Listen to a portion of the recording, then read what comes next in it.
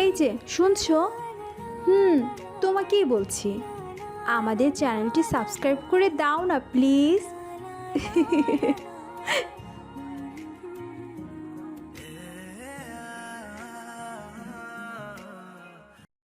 চৌধুরী মেনশনের প্রাচীন ফটকের বাইরে এসে থামল একটা কালো রঙের লিমুজিন। ঝকঝকে পালিশ করা গাড়িটির প্রতিটি অংশ আভিজাত্যের প্রতীক। বহু বছর পর নীরব দুপুরে এই বিলাসবহুল গাড়ির আগমন যেন এক অপ্রত্যাশিত বার্তা বহন করে আনল। গাড়ির দরজা খুললেন স্বয়ং জাহিদুল। 7টা বছর আগের সে বিতাড়িত কিশোর আজ এক পরিণত আত্মবিশ্বাসী পুরুষ।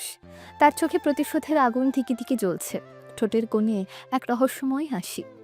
বারান্দায় দাঁড়িয়ে থাকা চৌধুরী পরিবারের সদস্যরা হতভম্ব। চৌধুরী ইনায়েত হোসেন, জাহিদুলের বাবা, বিস্ময়ে পাথর। তার পাশে বেগম রোকেয়া, জাহিদুলের সৎমা, যার চোখে স্পষ্ট অস্বস্তি। আর তাদের 2 পুত্র আবির ও রাহাত, যাদের চোখে অবিশ্বাস এবং চাপা ক্রোধের মিশ্রণ। জাহিদুল ধীরে ধীরে গাড়ি থেকে নামলেন। তার কালো রঙের দামি জুতো স্পর্শ করল চৌধুরী মিনশনের বহু পুরনো ধুলি মাখা মাটি। তিনি সানগ্লাস চোখে রেখে চারপাশটা একবার দেখলেন। সে পুরনো আম গাছ, সে জীর্ণ দেয়াল, যেখানে তার মায়ের চোখের জল শুকিয়ে মিশে আছে। আবির আর চুপ থাকতে পারল না। তাচ্ছিল্য করে বলিয়ে ফেলল, এই তুই আবার কি ধান্দা নিয়ে এসেছিস সেখানে? 7 বছর কোথায় ডুব মেরেছিলি? তার কণ্ঠস্বর ঝাঁঝালো, যেন বহুদিনের জমানো ক্ষোভ আজ ফেটে পড়তে চাইছে। জাহিদুল শান্তভাবে সানগ্লাসটি নামালেন। তার তীক্ষ্ণ দৃষ্টি আবিরের চোখে স্থির হলো। কেমন আছো ছোট ভাই?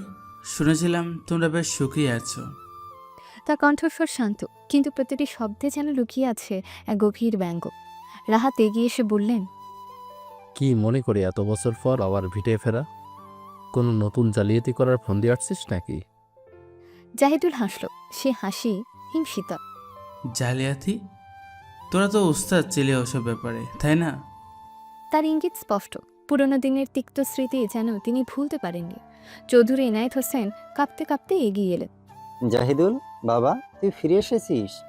তার চোখে জল চিকচিক করছে, যেন বহুদিনের চাপা কষ্ট আজ বাঁধ ভেঙে বেরিয়ে আসতে চাইছে। জাহিদুল বাবার দিকে তাকালেন, কিন্তু তার চোখে কোনো আবেগ দেখা গেল না। হ্যাঁ বাবা, আপনার সেই অবাগা ছেলে আজ ফিরে এসেছে। বেগম রোকেয়া এগিয়ে এসে কৃত্রিম সহানুভূতি দেখিয়ে বললেন, আহা, এতদিন কোথায় ছিলি বাবা? শরীর ভালো তো? জাহিদুল তার দিকে সরাসরি তাকালেন। আমার শরীর ভালো ছিল কি না সে খবর তো আপনারা কোনোদিন নেননি। আজ হঠাৎ এত দরদ? আবির দাঁত কিরমির করে বলল। বের হয় এখান থেকে বলছি, আর কোনো ঝামেলা পাকাতে আসিস না। জাহিদুল আবিরের দিকে এক পলক তাকিয়ে আবার তার বাবার দিকে ফিরল। তারপর বলল, বাবা, আপনারা বোধহয় ভুলে গেছেন, এই বাড়িতে আমারও অধিকার ছিল। আমার মায়ের রক্ত আর গাম মিশে আছে এই মাটির সাথে। চৌধুরী ইনায়েত হোসেন দীর্ঘশ্বাস ফেললেন। যা হয়ে গেছে বাবা, ওসব পুরনো কথার টেনে এনে কি হবে? ভেতরে আয়, বস। ঠান্ডা মাথায় সব কথা আলোচনা করা যাক। জাহিদুল কিছুক্ষণ চুপ থেকে বাবার মুখের দিকে তাকিয়ে রইলেন। তারপর বলল, আলোচনা? সেদিন তো কোনো আলোচনা হয়নি বাবা। সেদিন শুধু আমার আর মায়ের অপমান হয়েছিল। রাহাত অধৈর্য হয়ে বলল। কি চাস তুই এখন? স্পষ্ট করে বল। জাহিদুল তার 2 ভাই ও সৎ মায়ের দিকে তাকিয়ে রহস্যময় হাসি হেসে বলল, আমি কি চাই তা খুব শীঘ্রই তোমরা জানতে পারবে, শুধু একটু অপেক্ষা করো। বেগম রোকেয়া তীক্ষ্ণ স্বরে বললেন। তুই কি আমাদের ভয় দেখাচ্ছিস? জাহিদুল তার দিকে শান্তভাবে তাকিয়ে বলল, ভয়? যারা অন্যায় করে তারাই ভয় পায় বেগম রুকেয়া। আপনার মতে আপনারা তো কোনো অন্যায় করেননি, তাহলে ভয় কিসের? চৌধুরী ইনায়েত হোসেন কাতর স্বরে বললেন, দোহাই তোকে জাহিদুল, আর পুরনো তিক্ততা বাড়াস না। আমরা সবাই এক পরিবার। জাহিদুল হাসল, কিন্তু সে হাসিতে কোনো উষ্ণতা ছিল না, ছিল শুধু তাচ্ছিল্য। সে তাচ্ছিল্যের হাসি হেসে বলল, পরিবার? কোন পরিবারের কথা বলছেন বাবা? যেখানে আমার মাকে তিলে তিলে মরতে দেখেও আপনারা মুখ ফিরিয়ে নিয়েছিলেন। আবির এগিয়ে এসে তেড়ে বলল। তুই যদি কোনো ঝামেলা করার চেষ্টা করিস তাহলে ভালো হবে না, বলে দিচ্ছি। জাহিদুল আবিরের দিকে শান্ত দৃষ্টিতে তাকিয়ে বলল, আমি ঝামেলা করতে আসিনি আবির, আমি এসেছি আমার ন্যায্য অধিকার বুঝে নিতে। রাহাত সন্দিগ্ধ দৃষ্টিতে তাকিয়ে বলল। কিসের অধিকার? জাহিদুল সোজা তার বাবার চোখের দিকে তাকিয়ে শান্ত স্বরে বলল, আমার মায়ের রক্তে ভেজা এই বাড়ির অধিকার। আজ থেকে এই চৌধুরী ম্যানশনের মালিক আমি। আবির তাচ্ছিল্য করে হেসে বলল, ওরে আমার মালিক রে, এটা কি মগের মূল্য পেয়েছিস যে তুই বললেই বাড়ি তোর নামে হয়ে যাবে? জাহিদুল ঠোঁটের কোণায় বাঁকা হাসি ফুটিয়ে আবিরের দিকে এগিয়ে গেল। কিছুক্ষণ তাকিয়ে থেকে বলল, হ্যাঁ, মগের মূল্য কি মনে কর। তাহলে নিয়ে যা, আমিও দেখি তোর কত ক্ষমতা। জাহিদুল এবার শব্দ করে হেসে বলল, challenge, I like it, I like it. তারপর একটা পেপার বের করে আবিরের হাতে দিয়ে বলল, পড়তে পারিস তো? আবির রাগী চোখে জাহিদুলের দিকে তাকিয়ে পেপারটা তার হাত থেকে নিয়ে নিল। পেপার দেখে তার মাথায় যেন বাজ পড়ল। এটা তো এই বাড়ির দলিল। এতে স্পষ্ট লেখা আছে এই বাড়ির মালিক জাহিদুল ইসলাম চৌধুরী, আর নিচে তার বাবার সইও রয়েছে। আবির চোখ তুলে জাহিদুলের দিকে তাকায়। জাহিদুল এখনো মুখে বাঁকা হাসি নিয়ে তাকিয়ে আছে তার দিকে। তো মিস্টার আবির ইসলাম, এবার কি হবে আপনাদের? আবির স্তব্ধ হয়ে নিজের জায়গাতেই দাঁড়িয়ে থাকে। তাকে এভাবে স্তব্ধ হয়ে দাঁড়িয়ে থাকতে দেখে রাহাত দৌড় এসে তার হাত থেকে কাগজটি নিয়ে পড়ে সেও স্তব্ধ হয়ে যায়। রোকেয়া বেগম কিছু একটা অশুভ আন্দাজ করতে পারছিলেন। কাঁপা কাঁপা কণ্ঠে তিনি জিজ্ঞেস করেন, কি হয়েছে? কি লেখা আছে এতে? রাহাত হতবাক কণ্ঠে বলে, এই বাড়ির মালিক বাবা নয়। এতটুকু বলে সে থেমে যায়। এনায়েত সাহেব বুঝতে পারেন না এসবের মানে কি। তখনই রাহাত একটা ঝোঁক গিলে বলল, এই বাড়ির মালিক জাহিদুল ইসলাম চৌধুরী। তার এই কথাটা যেন পুরো বাড়িতে সবার কানে বারবার প্রতিধ্বনিত হতে লাগলো। কেউ নিজের কানকে তো কেউ নিজের চোখকে বিশ্বাস করতে পারছিল না। এটা কিভাবে সম্ভব? সবাই তাকে জাহিদুলের দিকে, যে এখনো ঠোঁটের কোণে বাঁকা হাসি নিয়ে তার সবাইকে দেখছে। কেন করলো জাহিদুল এরকম? আর পেছনে আসল রহস্য কি? এর পেছনের রহস্য জানতে হলে আমাদের ফিরে যেতে হবে জাহিদুলের ছেলেবেলায়। সময়ের পাতা উল্টেছে। চৌধুরী মেনশনের অন্দরমহলে প্রবেশ করে এক বিষণ্ণ সোনালি আভা ছড়ায়। বছরগুলো যেন কুয়াশার মতো সরে যায়, আর আমরা দেখতে পাই একটা অন্য সময়, যখন এই বাড়িটি ভালোবাসার উষ্ণতায় ভরা ছিল। ছোট্ট জাহিদুল তার মায়ের আঁচল ধরে হেসে বেড়াতো। রুবিনা বেগম জাহিদুলের মা ছিলেন এক শান্ত স্নিগ্ধ প্রতিমূর্তি। তার চোখে ছিল গভীর মমতা, আর হাসিতে যেন ছড়িয়ে থাকতো এক পবিত্র ঔজ্জ্বল্য যা চৌধুরী মিশনের আনাচে কানাচেও শান্তি এনে দিত। জাহিদুলের ছোট্ট জগৎটা ছিল তার মাকে ঘিরে। মায়ের হাতের স্পর্শ, মায়ের মিষ্টি কণ্ঠস্বর, মায়ের কোলে লুকানো দিনের সমস্ত দুষ্টুমির আশ্রয়। কিন্তু নিয়তির পরিহাসে সেই সুখের দিন বেশি দিন স্থায়ী হলো না। চৌধুরী এনায়েত হোসেন জাহিদুলের বাবা সিদ্ধান্ত নিলেন দ্বিতীয়বার বিবাহ করার। রুবিনা বেগম তখনও জীবিত, আর তার ভালোবাসা আর তার সেবা দিয়ে তিনি সংসার আগলে রেখেছিলেন। তবু বেগম রোকেয়া নামের এক নতুন নারী এলেন চৌধুরী বাড়িতে, বধূ বেশে। সেদিনটি ছিল যেন জাহিদুলের ছোট্ট জীবনে এক গভীর কালো ছায়া ফেলে গেল। তার মায়ের মুখের সে চিরচেনা স্নিগ্ধ হাসি আর দেখা গেল না জীবিত অবস্থায়। তার চোখে বাসা বাঁধল এক গভীর বিষাদ। প্রথম দিকে নতুন পরিবেশটা নীরব ছিল, যেন ঝড় আসার আগের স্তব্ধতা। কিন্তু ধীরে ধীরে বেগম রোকেয়ার আসল উদ্দেশ্য প্রকাশ পেতে শুরু করলো। রুবিনার প্রতি তার মনে ছিল তীব্র বিদ্বেষ, সম্ভবত এনায়েত হোসেনের অতীত জীবনের প্রতি ঈর্ষা, অথবা রুবিনার শান্ত স্বভাবের প্রতি এক ধরনের অসহিষ্ণুতা। সামান্যতম কারণেই তিনি রুবিনাকে অপমান করতেন, তার সরলতাকে দুর্বলতা ভেবে খোঁটা দিতেন। ছোট্ট জাহিদুল অসহায়ের মতন মায়ের পাশে দাঁড়িয়ে থাকত। মায়ের চোখের ছল মুছতে পারত না, শুধু মায়ের শাড়ির আঁচল ধরে নিজের ভেতরের ভয় আর কষ্ট চেপে রাখত। রাতের অন্ধকারে মায়ের চাপা কান্নার শব্দ তার ছোট্ট বুকটাকে ব্যথায় ভরিয়ে দিত। একসময় বেগম রোকেয়ার বিষাক্ত প্ররোচনা এনায়েত হোসেনের মনকেও বিষিয়ে তুলল। যে মানুষটি আগে রুবিনাকে ভালোবাসতেন, আগলে রাখতেন, তিনিও ধীরে ধীরে রোকেয়ার কথায় কান দিতে শুরু করলেন। রুবিনার প্রতি তার ব্যবহার রুক্ষ হতে শুরু করলো। তার চোখে দেখা দিল উদাসীনতা। ছোট্ট জাহিদুল স্পষ্ট মনে করতে পারে সেই বিভীষিকাময় রাতগুলোর কথা, যখন সামান্য পারিবারিক বিষয়ে বেগম রোকেয়ার মিথ্যা অভিযোগে তার বাবা ক্ষিপ্ত হয়ে রুবিনার উপর অকথ্য মানসিক ও শারীরিক নির্যাতন চালাতেন। মায়ের আর্তনাদ, বাবার রাগান্বিত চিৎকার, সব কিছু জাহিদুলের ছোট্ট মনে গভীর ক্ষত সৃষ্টি করত, যা সময়ের সাথে সাথে আরও বাড়তে থাকে। সে অসহায়ভাবে দেখত তার মায়ের চোখের জল, তার ভেঙে যাওয়া আত্মসম্মান, কিন্তু কিছুই করার সাহস পেত না। সময় যত বয়ে গেল, রুবিনার শরীর ততই ভেঙে পড়তে শুরু করলো। শারীরিক দুর্বলতার সাথে যোগ হলো মানসিক যন্ত্রণা। স্বামীর উদাসীন্য, সতীনের অপমান আর ষড়যন্ত্র সব মিলিয়ে তিনি ধীরে ধীরে মৃত্যুর দিকে এগিয়ে যাচ্ছিলেন। জাহিদুল তার বাবাকে মায়ের চিকিৎসার জন্য বারবার কাকুতি মিনতি করত, কিন্তু এনায়েত হোসেন যেন বেগম রোকেয়ার মায়া জালে আবদ্ধ ছিলেন। একদিন তিনি বললেন, এত চিকিৎসার কি দরকার? ও তো এমনিতেই দুর্বল। এমন নিষ্ঠুর কথা তিনি অনায়াসে বলতে পারতেন, যেন রুবিনার জীবন তার কাছে কোনো মূল্যই রাখত না। জাহিদুল বুঝতে পারত তার মায়ের প্রতি তাদের কোনো মায়া নেই, কোনো সহানুভূতি নেই। টাকার অভাবে রুবিনার ভালো চিকিৎসা করানো সম্ভব হলো না। দিন দিন তার শারীরিক অবস্থা আরও খারাপ হতে লাগলো। একদিন বিছানায় শুয়ে তিনি দুর্বল হাতে জাহিদুলের চুল টেনে দিতে দিতে ফিসফিস করে বললেন, আব্বু, আম্মু না থাকলে তুমি একদম দুষ্টুমি করবে না, কেমন? ছোট্ট জাহিদুল সেদিন মায়ের দিক থেকে মুখ লুকিয়ে বলেছিল, তুমি আমাকে ছেড়ে কোথায় যাবে আম্মু? আমিও যাব তোমার সঙ্গে। আমি তোমাকে ছাড়া থাকতে পারবো না আম্মু, আমার খুব ভয় করে। ছোট্ট শিশুটির কথায় সেদিন ভুবন কেঁপে উঠেছিল। তার মা চোখের জল ধরে রাখতে পারেননি।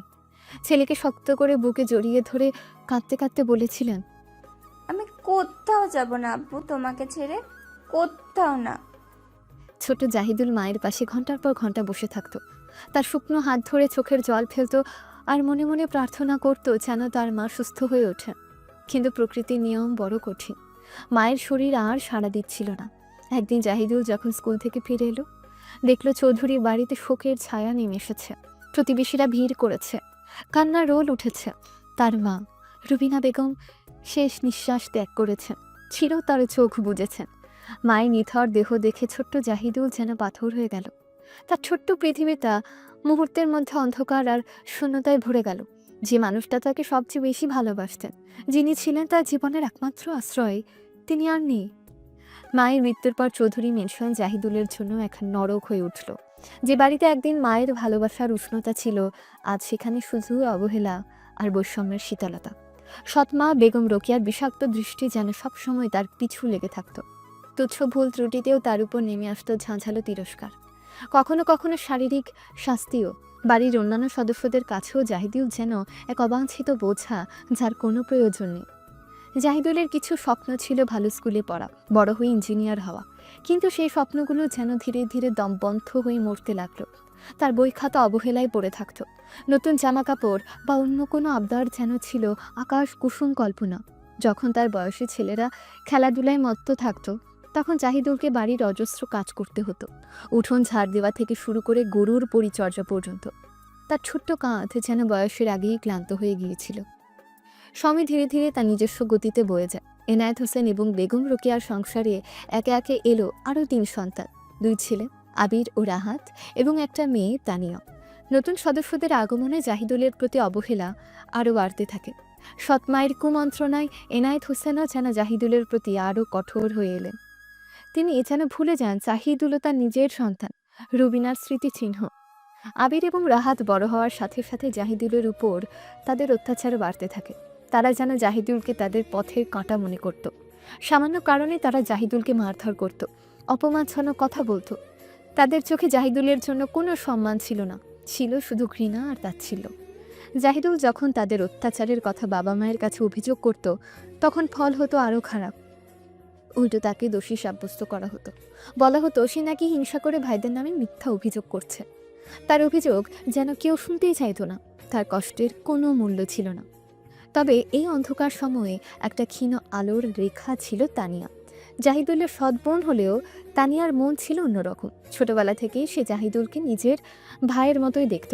আবির বা রাহাত যখন জাহিদুলের সাথে খারাপ ব্যবহার করত, তখন তানিয়ার খারাপ লাগত। সে তাদের থামাতে চেষ্টা করত, যদিও তার ছোট প্রতিবাদ খুব একটা কাজে দিত না। তানিয়ার চোখে জাহিদুলের জন্য সহানুভূতি ছিল, তার প্রতি এক ধরনের নীরব সমর্থন ছিল। ভাইদের অত্যাচারে জাহিদুল যখন ব্যথায় খুঁকড়ে উঠত, তখন তানিয়া চুপি চুপি তার হাতে ওষুধ লাগিয়ে দিত, নীরবে তার কষ্ট ভাগ করে নিত। ধীরে ধীরে তারা বড় হতে থাকে। জাহিদুল নীরবে সব কিছু সহ্য করতে শেখে, তার ভেতরের কষ্ট আর অপমানকে শক্তিতে রূপান্তরিত করার চেষ্টা করে। তার স্বপ্নগুলো হয়তো পদদলিত হয়েছিল, কিন্তু তার ভেতরের জেদ তখনও অক্ষত ছিল। তানিয়াও বড় হয়, তার ভাইদের মতো নিষ্ঠুর না হয়ে সে আরও সংবেদনশীল আর সহানুভূতিশীল হয়ে ওঠে। তাদের বেড়ে ওঠার এই সময় জাহিদুল বুঝতে পারে এ বাড়িতে তানিয়া ছাড়ার কেউই তার আপন নয়। সময়ের সাথে সাথে জাহিদুলের মনে এক গভীর বিশ্বাস জন্মায় একদিন তাকে এই সব অপমানের শোধ নিতে হবে, নিজের হারিয়ে যাওয়ার সম্মান ফিরে পেতে হবে। আর সেই দিনের অপেক্ষায় সে নীরবে নিজের ভিত তৈরি করতে থাকে। একদিন তুচ্ছ একটা বিষয় নিয়ে বাড়িতে তুমুল ঝগড়া বাঁধল। জাহিদুল তার পুরনো বই খাতাগুলো গুছিয়ে রাখছিল, তার মায়ের স্মৃতি বিজড়িত সামান্য কিছু জিনিসপত্র। বেগম রোকেয়া ঘরে ঢুকে সেগুলোর দিকে বাঁকা চোখে তাকালেন। ওসব পুরনো জঞ্জাল এখনো ফেলে দিসনি? মরা মানুষের স্মৃতি আঁকড়ে ধরে বসে আছিস সারাদিন? তিক্ত স্বরে বললেন তিনি। জাহিদুল শান্তভাবে উত্তর দিল, এগুলো আমার মায়ের জিনিস বেগম রোকেয়া। তোর মা তো কবে মরে ভূত হয়ে গেছে, আর কতদিন তার গুণ গাইবি? আমার ছেলেরা তো দিব্যি বড় হচ্ছে, তাদের দিকে মন দে। বেগম রোকেয়ার কণ্ঠ বিষে ভরা। আবির পাশ থেকে তাচ্ছিলের হাসি হেসে বলল, ঠিকই তো, মরা মায়ের জন্য এত দরদ দেখানোর কি আছে? নিজের ভবিষ্যৎ দেখ। জাহিদুল রাগে জ্বলছিল, কিন্তু নিজেকে সংযত রাখল। আমার ভবিষ্যৎ নিয়ে তোমাদের ভাবতে হবে না। ঠিক তখনই এনায়েত হোসেন ঘরে ঢুকলেন। বেগম রোকেয়া সুযোগ পেয়ে জাহিদুলের নামে মিথ্যা অভিযোগ শুরু করলেন। দেখো তো তোমার ছেলে আমার সাথে কেমন বেয়াদবি করছে। আমি নাকি মরা মায়ের গুণ গাইছি। এনায়েত হোসেনের চোখ লাল হয়ে উঠল। জাহিদুল, সাহস তো কম নয় তোর, বড়দের মুখের উপর কথা বলিস। বাবা উনি মিথ্যা বলছেন। জাহিদুল নিজেকে বাঁচানোর চেষ্টা করল, কিন্তু এনায়েত হোসেনের কানে যেন কিছুই গেল না। বেগম রোকেয়ার কথায় তিনি এতটাই প্রভাবিত ছিলেন যে জাহিদুলের কোনো কথাই তিনি বিশ্বাস করতে চাইলেন না। আর একটাও কথা বলবি না তুই। আমার বাড়িতে থেকে আমারই স্ত্রীর সাথে ঝগড়া করিস? এক্ষুনি বের হ আমার বাড়ি থেকে। জাহিদুল হতভম্ব হয়ে বাবার দিকে তাকালো। বাবা তুমি কি বলছো? কোথায় যাব আমি? যেখানে খুশি যা, আমার বাড়িতে তোর আর কোনো স্থান নেই। আর যদি কখনো ফিরে আসার চেষ্টা করিস তোর পা ভেঙে দেব। এনায়েত হোসেনের কণ্ঠ কঠিন, যেন তিনি সম্পূর্ণ বদলে গেছেন। তানিয়া ছুটে এসে বাবার হাত ধরল। বাবা এমন করো না, ও আমার ভাইয়ের মতো। তুই চুপ কর তানিয়া, এর জন্য তোরও একদিন খারাপ হবে। বেগম রোকেয়া ধমক দিলেন। নিঃস্ব অসহায় জাহিদুল সেদিন চৌধুরী বাড়ি ছাড়তে বাধ্য হলো। তার সাথে ছিল শুধু মায়ের স্মৃতি আর এক বুক চাপা কষ্ট। রাতের অন্ধকারে অচেনা শহরের রাস্তায় সে একা হেঁটে চলল। কোথায় যাবে, কি করবে, কিছুই তার জানা ছিল না।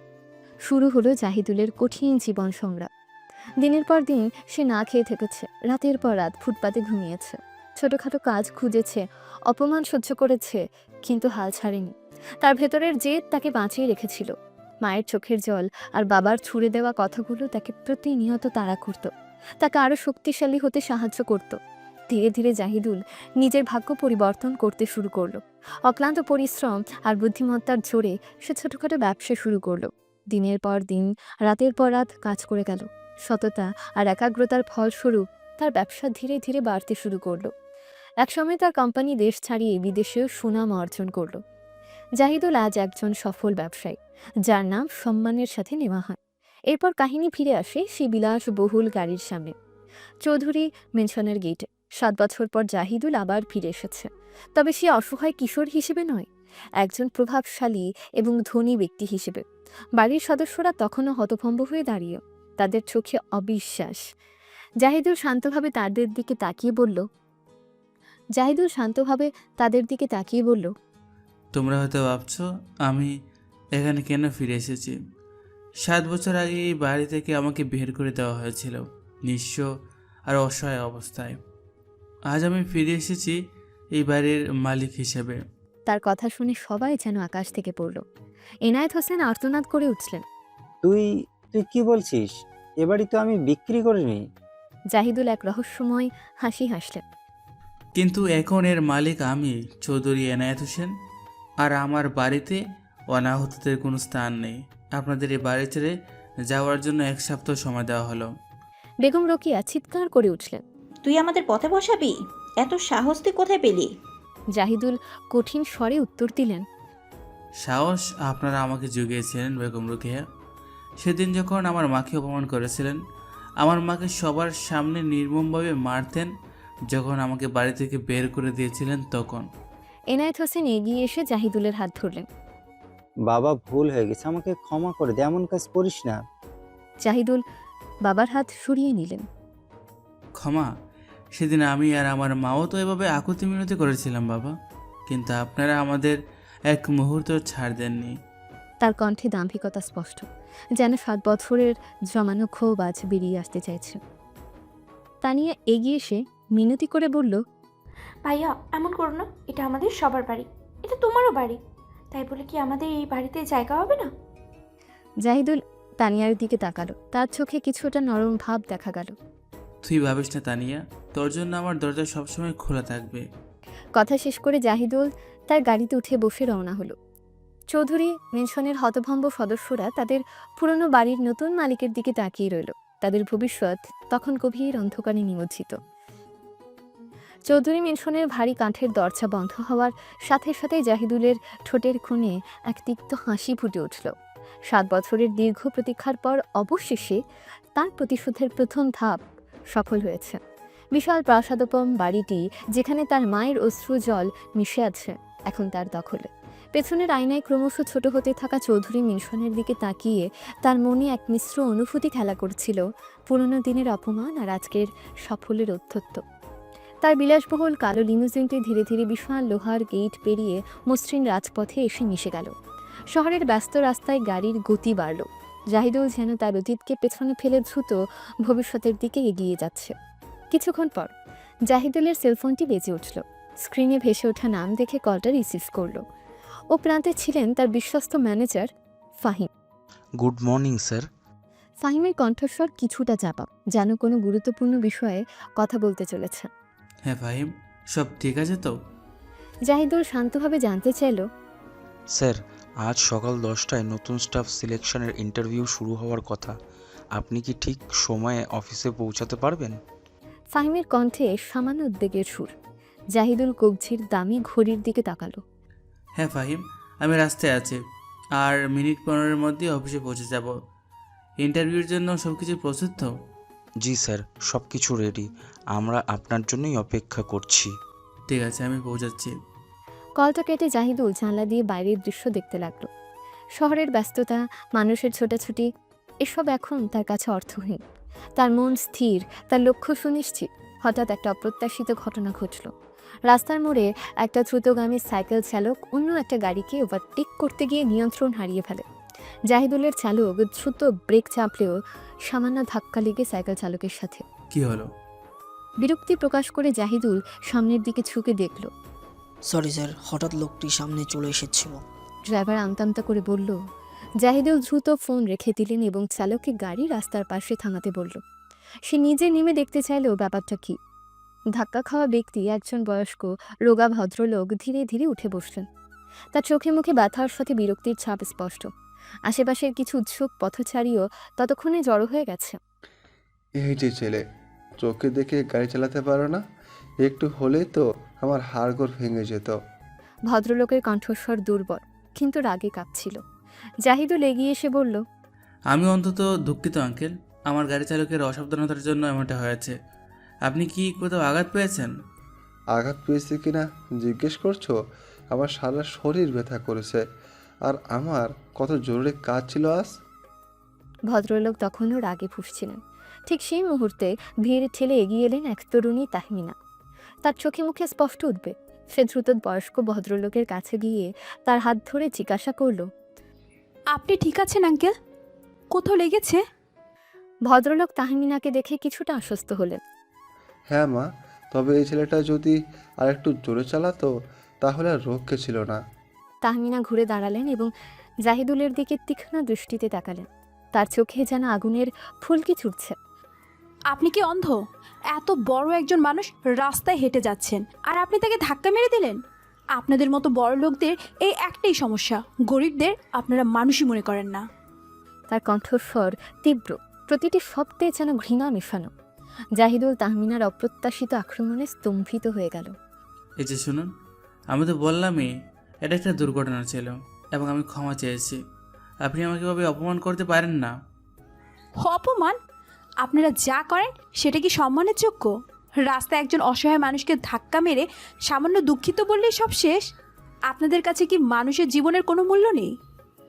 তাহমিনা আরও তেতে উঠলেন। তার চোখে জল চিকচিক করছে। সম্ভবত ধাক্কা খাওয়া লোকটির কষ্টের জন্য। এবার জাহিদুলের মেজাজ খারাপ হতে শুরু করলো। সে বলল, দেখুন, আপনি বাড়াবাড়ি করছেন।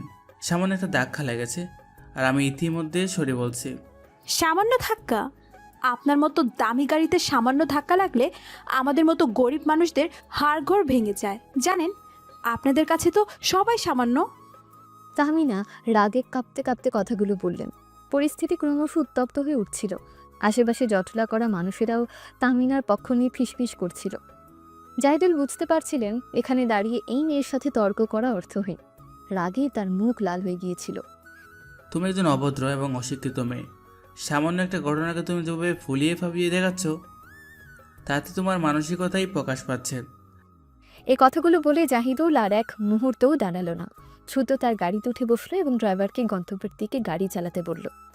তাহমিনা তখনও রাগে কাঁপছিল। তার চোখ দিয়ে জল গড়িয়ে পড়ছিল। অহংকারী জানোয়ার, গরিব দেখলে এদের রক্ত গরম হয়ে যায়। ধাক্কা খাওয়া ভদ্রলোক তাহমিনার দিকে ফিরে কৃতজ্ঞতার সাথে বললেন, তুমি না থাকলে আজ কি হতো জানি না মা, তোমার সাহস আছে, অনেক ধন্যবাদ তোমায়। তাহমিনা মলিন হেসে বলল, আঙ্কেল, আপনি ঠিক আছেন তো? কোথাও বেশি ব্যথা লেগেছে? না মা, আমার কাছে তো এখন আর হেঁটে যাওয়ার মতো শক্তিও নেই। তাহমিনা আশেপাশে দেখল। আপনি কোথায় যাবেন বলুন, আমি একটা রিক্সা ডেকে দিচ্ছি। কিছুক্ষণের মধ্যে তাহমিনা ধাক্কা খাওয়া ভদ্রলোককে একটা রিকশায় তুলে দিল এবং তার গন্তব্যের দিকে রওনা হলো। তার নিজের ইন্টারভিউয়ের জন্য অনেক দেরি হয়ে যাচ্ছিল, কিন্তু সেই মুহূর্তে তার মনে সে বয়স্ক লোকটির কথাই চিন্তা হচ্ছিল বেশি। রিকশায় বসে তাহমিনা সেই দামি গাড়ি আর সেই অহংকারী লোকটার কথা ভাবছিল। বড়লোকদের প্রতি তার পুরনো বিদ্বেষ যেন আরও কয়েক গুণ বেড়ে গেল। আকাশ ছোঁয়া এক ইমারতের সামনে এসে রিকশা থামল। এত উঁচু আর বিলাস বহুল অফিস সে আগে কখনো দেখেনি। কাঁচের দেওয়ালে প্রতিফলিত সূর্যের আলোয় চোখ ধাঁধিয়ে যাচ্ছিল। মনে মনে একটু অবাক হলেও এই চাকচিক্য তাকে বিন্দুমাত্র মুগ্ধ করতে পারল না। তার মনে বদ্ধমূল ধারণা, বড়লোক মানে এক গাদা হৃদয়হীন অহংকারী প্রাণী, যারা শুধু গরিবদের শোষণ আর অবহেলা করতে জানে। দ্রুত পায়ে হেঁটে রিসেপশনে গিয়ে নিজের নাম বলা মাত্রই তাকে ভেতরে অপেক্ষা করতে বলা হলো। কিছুক্ষণ পর একজন অ্যাটেন্ডেন্ট এসে তাকে একটা কেবিনে নিয়ে গেল। দরজার কাছে পৌঁছে তাহমিনা সামান্য থমকে দাঁড়ালো। কেবিনের ভেতরে বসা ব্যক্তিকে দেখে তার চোখ ছানা পড়া। এই তো সে লোকটা, সেই দাম্ভিক অভদ্র লোকটা যার সাথে রাস্তায় তার ঝগড়া হয়েছিল। তাহমিনা হতভম্ব হয়ে দাঁড়িয়ে রইল। তার মনে একটাই প্রশ্ন, এই লোকটা এখানে কি করছে? আর তাহলে কি এটা কি তারই অফিস? জাহিদুল তার দিকে তাকিয়ে মুচকি হাসল। সে একই ব্যঙ্গাত্মক হাসি যা রাস্তায় দেখেছিল তাহমিনা। আসুন আসুন মিস তাহমিনা। জাহিদুল বলল, গলায় সেই চেনা কর্তৃত্বপূর্ণ সুর। দাঁড়িয়ে রইলেন কেন? তাহমিনা যেন ঘোর থেকে জেগে উঠল। শুকনো ঢোক গিলে সে ভেতরে প্রবেশ করলো এবং একটা চেয়ারে বসল। তার মুখ দেখে স্পষ্ট বোঝা যাচ্ছিল সে কতটা অপ্রস্তুত। জাহিদুল বলল, আপনাকে দেখে মনে হচ্ছে আপনি কিছুটা অবাক হয়েছেন। চোখের পলক না ফেলে তাহমিনার দিকে তাকিয়ে। তাহমিনা সরাসরি তার চোখের দিকে তাকালো। অবাক তো আমি হয়েছি, আমি ভাবিনি। ভাবেননি যে রাস্তায় যার সাথে আপনার এত মিষ্টি ভাষার কথোপকথন হয়েছিল তিনি এই অফিসের বস? জাহিদুল তার কথা শেষ করার আগেই ব্যঙ্গ করে বললেন। তাহমিনা রাগে জ্বলছিল, কিন্তু নিজেকে সংযত করার চেষ্টা করল। আপনার ব্যবহার এখানে মোটো ভদ্রচিত ছিল না। আর আপনার ব্যবহার? জাহিদুল পাল্টা প্রশ্ন করলেন। রাস্তায় একটা সামান্য ধাক্কা লাগার জন্য আপনি যেভাবে আমাকে আক্রমণ করেছিলেন সেটা খুব মার্জিত ছিল। তাহমিনা ঝাঁঝালো স্বরে বলল, আমি অন্তত কাউকে গাড়ি দিয়ে ইচ্ছে করে ধাক্কা দেইনি। ইচ্ছে করে? জাহিদুল ভ্রু কুঁচকে বললেন, আপনি কি নিশ্চিত ছিলেন যে আমি ইচ্ছে করে ধাক্কা দিয়েছি? অবশ্যই ছিলাম।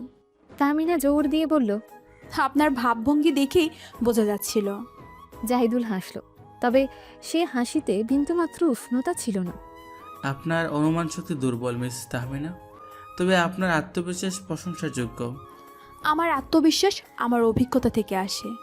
তাহমিনা উত্তর দিল, আর আমার অভিজ্ঞতা বলে অহংকারীরা সাধারণত অন্যদের সম্মান করে না।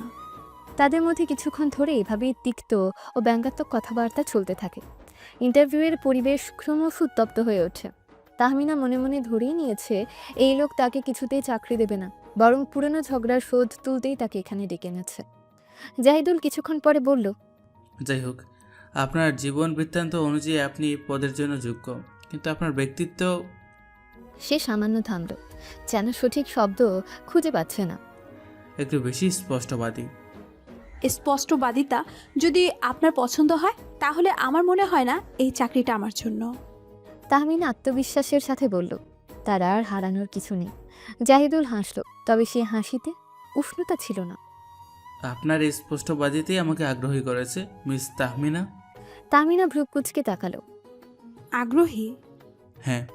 জাহিদুল উত্তর দিলেন, আমি মনে করি আপনার মধ্যে শেখার মতো অনেক কিছু আছে, যদিও আপনি সেটা ভালোভাবে প্রকাশ করতে পারেননি। আর সত্যি বলতে, রাস্তায় আপনার ওই থেরেপুরে কথা বলার সাহসটা আমার ভালো লেগেছে। আমার অফিসে এমন একজন কর্মীর প্রয়োজন, যে প্রয়োজনে নিজের মতামত জোরালোভাবে পেশ করতে পারে। তাহমিনা শান্ত চোখে তার দিকে তাকিয়ে বলল, কিন্তু তখন আপনার ব্যবহার তো অন্য কথা বলছিল। জাহিদুল হালকা হেসে বলল, তখন এই ঘটনা ছিল অপ্রত্যাশিত। আর সত্যি বলতে, রাস্তায় আপনার রিয়াকশন দেখার পর আমি কৌতূহলী হয়েছিলাম। আমি দেখতে চেয়েছিলাম একজন সাধারণ পরিস্থিতিতে আপনি কেমন আচরণ করেন। তাহমিনা বিশ্বাস করতে পারছিল না, এটা কি কোনো কৌশল? তাই আমি সিদ্ধান্ত নিয়েছি, আমি আপনাকে এই অফিসে চাকরি দেব। জাহিদুল ঘোষণা করলেন। তাহমিনা অবাক হয়ে তার দিকে তাকিয়ে রইল। আপনি কি সত্যি বলছেন? হ্যাঁ, তবে আমার অফিসে কাজ করার ক্ষেত্রে নিয়ম কিছু আছে, যেগুলো আপনাকে কিছু মেনে চলতে হবে। তাহমিনা সতর্ক হয়ে বলল, কি নিয়ম? জাহিদুল টেবিলের উপর রাখা একটা ফাইলের দিকে ইঙ্গিত করলেন। এটা স্ট্যান্ডার্ড এমপ্লয়মেন্ট কন্ট্রাক্ট। এখানে কোম্পানির কিছু নিয়মকানুন এবং কর্মীর দায়িত্বের কথা বলা আছে। আপনি যদি রাজি থাকেন তাহলে এটা সাইন করতে পারেন। তাহমিনা ফাইলটা হাতে নিয়ে কয়েকটা পাতা উল্টালো। শর্তগুলো সাধারণভাবে চাকরির চুক্তিতে যা থাকে তেমনই, তবে তার মনে খটকা লাগছিল জাহিদুলের রহস্যময় আচরণে। তাহমিনা জিজ্ঞেস করল, আমি কি একটু সময় নিয়ে এটা পড়তে পারি? অবশ্যই, তবে বেশি সময় নেই, সিদ্ধান্ত নেওয়ার আগে ভালোভাবে দেখে নিন। তাহমিনা মনোযোগ দিয়ে কন্ট্রাক্টের প্রতিটি পাতা পড়ল। কোথাও কোনো অস্বাভাবিক শর্ত তার চোখে পড়ল না, কিন্তু জাহিদুলের চোখের সেই চতুর হাসিটা তার মনে অস্বস্তি সৃষ্টি করছিল। কেন এই লোকটা তাকে চাকরি দিচ্ছে? কি উদ্দেশ্য তার? জাহিদুল জিজ্ঞেস করল। সব ঠিক আছে। তাহমিনা কিছুক্ষণ চুপ থেকে বলল, হ্যাঁ, আমার মনে হয়। জাহিদুল একটা কলম এগিয়ে দিয়ে বলল, তাহলে সাইন করে দিন মিস তাহমিনা। স্বাগতম আমাদের কোম্পানিতে। তাহমিনা কলম ধরল। তার মনে দ্বিধা আর কৌতূহল দুটোই কাজ করছে। এই চাকরিটা কি তার জন্য নতুন কোনো সুযোগ নিয়ে আসবে, নাকি এটা অন্য কোনো জটিলতার শুরু? কন্ট্রাক্টে সই করার পর তাহমিনা একবার জাহিদুলের দিকে তাকালো। জাহিদুলের ঠোঁটের কোণে তখনও সেই রহস্যময় হাসি লেগেছিল। কাজের প্রথম দিন থেকে তাহমিনা বুঝতে পারছিল জাহিদুল তাকে শুধুমাত্র কর্মী হিসেবে নিয়োগ করেনি, বরং সেদিন রাস্তায় যে তিক্ততা তৈরি হয়েছিল তার রেশ ধরে জাহিদুল যেন সুযোগ পেলেই তাকে অপদস্থ করার চেষ্টা করত। সামান্য ভুল হলে কড়া কথা শোনাতো, মিটিংয়ে অন্যদের সামনে তার কাজের সমালোচনা করত। জাহিদুলের প্রতিটি কথার চাহনিতে যেন সেই দিনের রাস্তার ঘটনার প্রতিশোধ নেওয়ার একটা চাপা ইঙ্গিত থাকত। একদিন তাহমিন একটা জরুরি রিপোর্ট জমা দিতে সামান্য দেরি করে ফেলেছিল। জাহিদুল তার কেবিনে ডেকে পাঠালো। জাহিদুল শীতল স্বরে বলল, মিস তাহমিনা, আপনার কি সময়ের কোনো মূল্য নেই? একটা গুরুত্বপূর্ণ রিপোর্ট জমা দিতে এত দেরি কেন? তাহমিনা মাথা নিচু করে বলল, স্যার, আসলে রাস্তায় একটু ট্রাফিক ছিল। আর জাহিদুল ব্যঙ্গ করে হেসে বলল, ট্রাফিক? আপনি কি জানেন এই অফিসে যারা কাজ করে তারা সবাই সময় মেনে চলে? নাকি আপনি নিজেকে এখানকার নিয়মের ঊর্ধ্বে মনে করেন? তাহমিনা প্রতিবাদ করতে চাইল। স্যার, আমি সত্যি চেষ্টা করেছি। জাহিদুল তীক্ষ্ণ দৃষ্টিতে তার দিকে তাকালো। চেষ্টা যথেষ্ট নয় মিস তাহমিনা, এখানে পারফর্ম করতে হয়। আর আপনার পারফরম্যান্স প্রথম দিন থেকেই হতাশাজনক। আমার মনে হয় আপনার মতো দায়িত্ব জ্ঞানহীন কর্মীর এই অফিসে কোনো স্থান নেই। তাহমিনা কষ্টে নিজের চোখের জল আটকে রাখল। তার মনে হচ্ছিল সেদিন রাস্তায় জাহিদুলের সাথে ঝগড়া করাটা তার জীবনের সবচেয়ে বড় ভুল ছিল। কয়েক সপ্তাহ ধরে এই ধরনের অপমান সহ্য করতে না পেরে তাহমিনা একদিন জাহিদুলের কেবিনে গেল। তার চোখে মুখে চরম হতাশা। তাহমিনা কাঁপা কাঁপা স্বরে বলল, স্যার, আমি আর এই অফিসে কাজ করতে পারছি না। জাহিদুল চেয়ার থেকে হেলান দিয়ে তাকালো। তার চোখে কোনো সহানুভূতি দেখা গেল না। কেন মিস তাহমিনা, হঠাৎ কি হলো? আপনি না বলেছিলেন আপনি কাজটা শিখতে চান? আমি শিখতে চাই, কিন্তু যেভাবে আপনি আমার সাথে ব্যবহার করেন এটা আমার পক্ষে সহ্য করা কঠিন। জাহিদুল ঠোঁটের কোণে হালকা হাসি টেনে বলল, ও, তাহলে আপনি মনে করছেন আমি আপনার সাথে খারাপ ব্যবহার করি? হ্যাঁ স্যার, আপনি এই সুযোগ পেলেই আমাকে অপমান করেন, আমার কাজের সমালোচনা করেন। মনে হয় আপনি সেই দিনের রাস্তার ঘটনার প্রতিশোধ নিচ্ছেন। তাহমিনা সরাসরি অভিযোগ করল। জাহিদুল কিছুক্ষণ চুপ করে তাহমিনার দিকে তাকিয়ে রইলেন। তারপর টেবিলে ড্রয়ার খুলে একটা কাগজের কপি বের করে তাহমিনার দিকে এগিয়ে দিল। জাহিদুল শান্ত স্বরে জিজ্ঞেস করল, এটা মনে আছে? তাহমিনা কাগজটার দিকে তাকিয়ে চমকে উঠল। এটা তার চাকরির কন্ট্রাক্টের একটা কপি, কিন্তু এর একটা বিশেষ জায়গায় লাল কালি দিয়ে দাগানো। কন্ট্যাক্ট? তাহমিনা অবাক হয়ে বলল। হ্যাঁ মিস তাহমিনা, ভালো করে দাগানো অংশটা পড়ুন। জাহিদুল বলল। তাহমিনা দাগানো অংশটার দিকে তাকালো। সেখানে স্পষ্ট করে লেখা ছিল চুক্তির মেয়াদ 5 বছর। এই সময়ের আগে কর্মী কর্তৃক পদত্যাগপত্র গ্রহণ করা হবে না। তাহমিনা হতভম্ব হয়ে জাহিদুলের দিকে তাকালো। 5 বছর? এটা কি? আপনি যখন এই কন্ট্রাক্টে সাইন করেছিলেন তখন কি পড়েননি? জাহিদুল জিজ্ঞেস করলেন। তার গলায় যেন বিজয়ীর সুর। আমি খেয়াল করিনি। তাহমিনা আমতা আমতা করে বলল। তার মনে পড়ল কন্ট্রাক্টটা পড়ার সময় তার মনোযোগ অন্যদিকে ছিল। জাহিদুল আবার ব্যঙ্গ করে হেসে বলল, খেয়াল করেননি? গুরুত্বপূর্ণ কাগজপত্র সাইন করার আগেই ভালোভাবে পড়ে নেওয়া উচিত মিস তাহমিনা। এখন আপনি আগামী 5 বছরের জন্য এই কোম্পানির সাথে চুক্তিবদ্ধ। আপনি চাইলেও এর আগে রিজেন দিতে পারবেন না। তাহমিনার পৃথিবী যেন মুহূর্তে অন্ধকার হয়ে গেল। 5 বছর! এই লোকটার অধীনে তাকে আরও 5টা বছর ধরে এই অপমান আর অত্যাচার সহ্য করতে হবে। তার চোখে জল চিকচিক করে উঠল। তাহমিনা কাঁদো কাঁদো গলায় বলল, কিন্তু কেন স্যার, কেন আপনি আমার সাথে এমন করছেন? জাহিদুল চেয়ার ছেড়ে উঠে ধীরে ধীরে এগিয়ে এলো তাহমিনার দিকে। জাহিদুলকে হঠাৎ এইভাবে এগিয়ে আসতে দেখে কিছুটা ভয় পেয়ে পিছিয়ে যায় তাহমিনা। জাহিদুল আর এগিয়ে যায়। এভাবে করতে করতে একসময় দেওয়ালে আটকা পড়ে তাহমিনা। জাহিদুল থামল একদম তাহমিনার কাছে গিয়ে। সে মাথা নিচু করে তাহমিনার ঠোঁটের দিকে এগোয়। তাহমিনা ভয় পেয়ে চোখ বন্ধ করে নেয়। তার এমন অবস্থা দেখে জাহিদুল বাঁকা হেসে তাহমিনার কানের কাছে গিয়ে ফিসফিস করে বলল, কারণ তুমি সেদিন আমার সাথে যে অভদ্র ব্যবহার করেছিলে, আমাকে অপমান করেছিলে রাস্তায়, তার প্রতিশোধ নিতে। আমি কোনো অপমান সহজে ভুলি না মিস তাহমিনা। তাহমিনা চোখ বন্ধ করে কাঁদতে থাকে।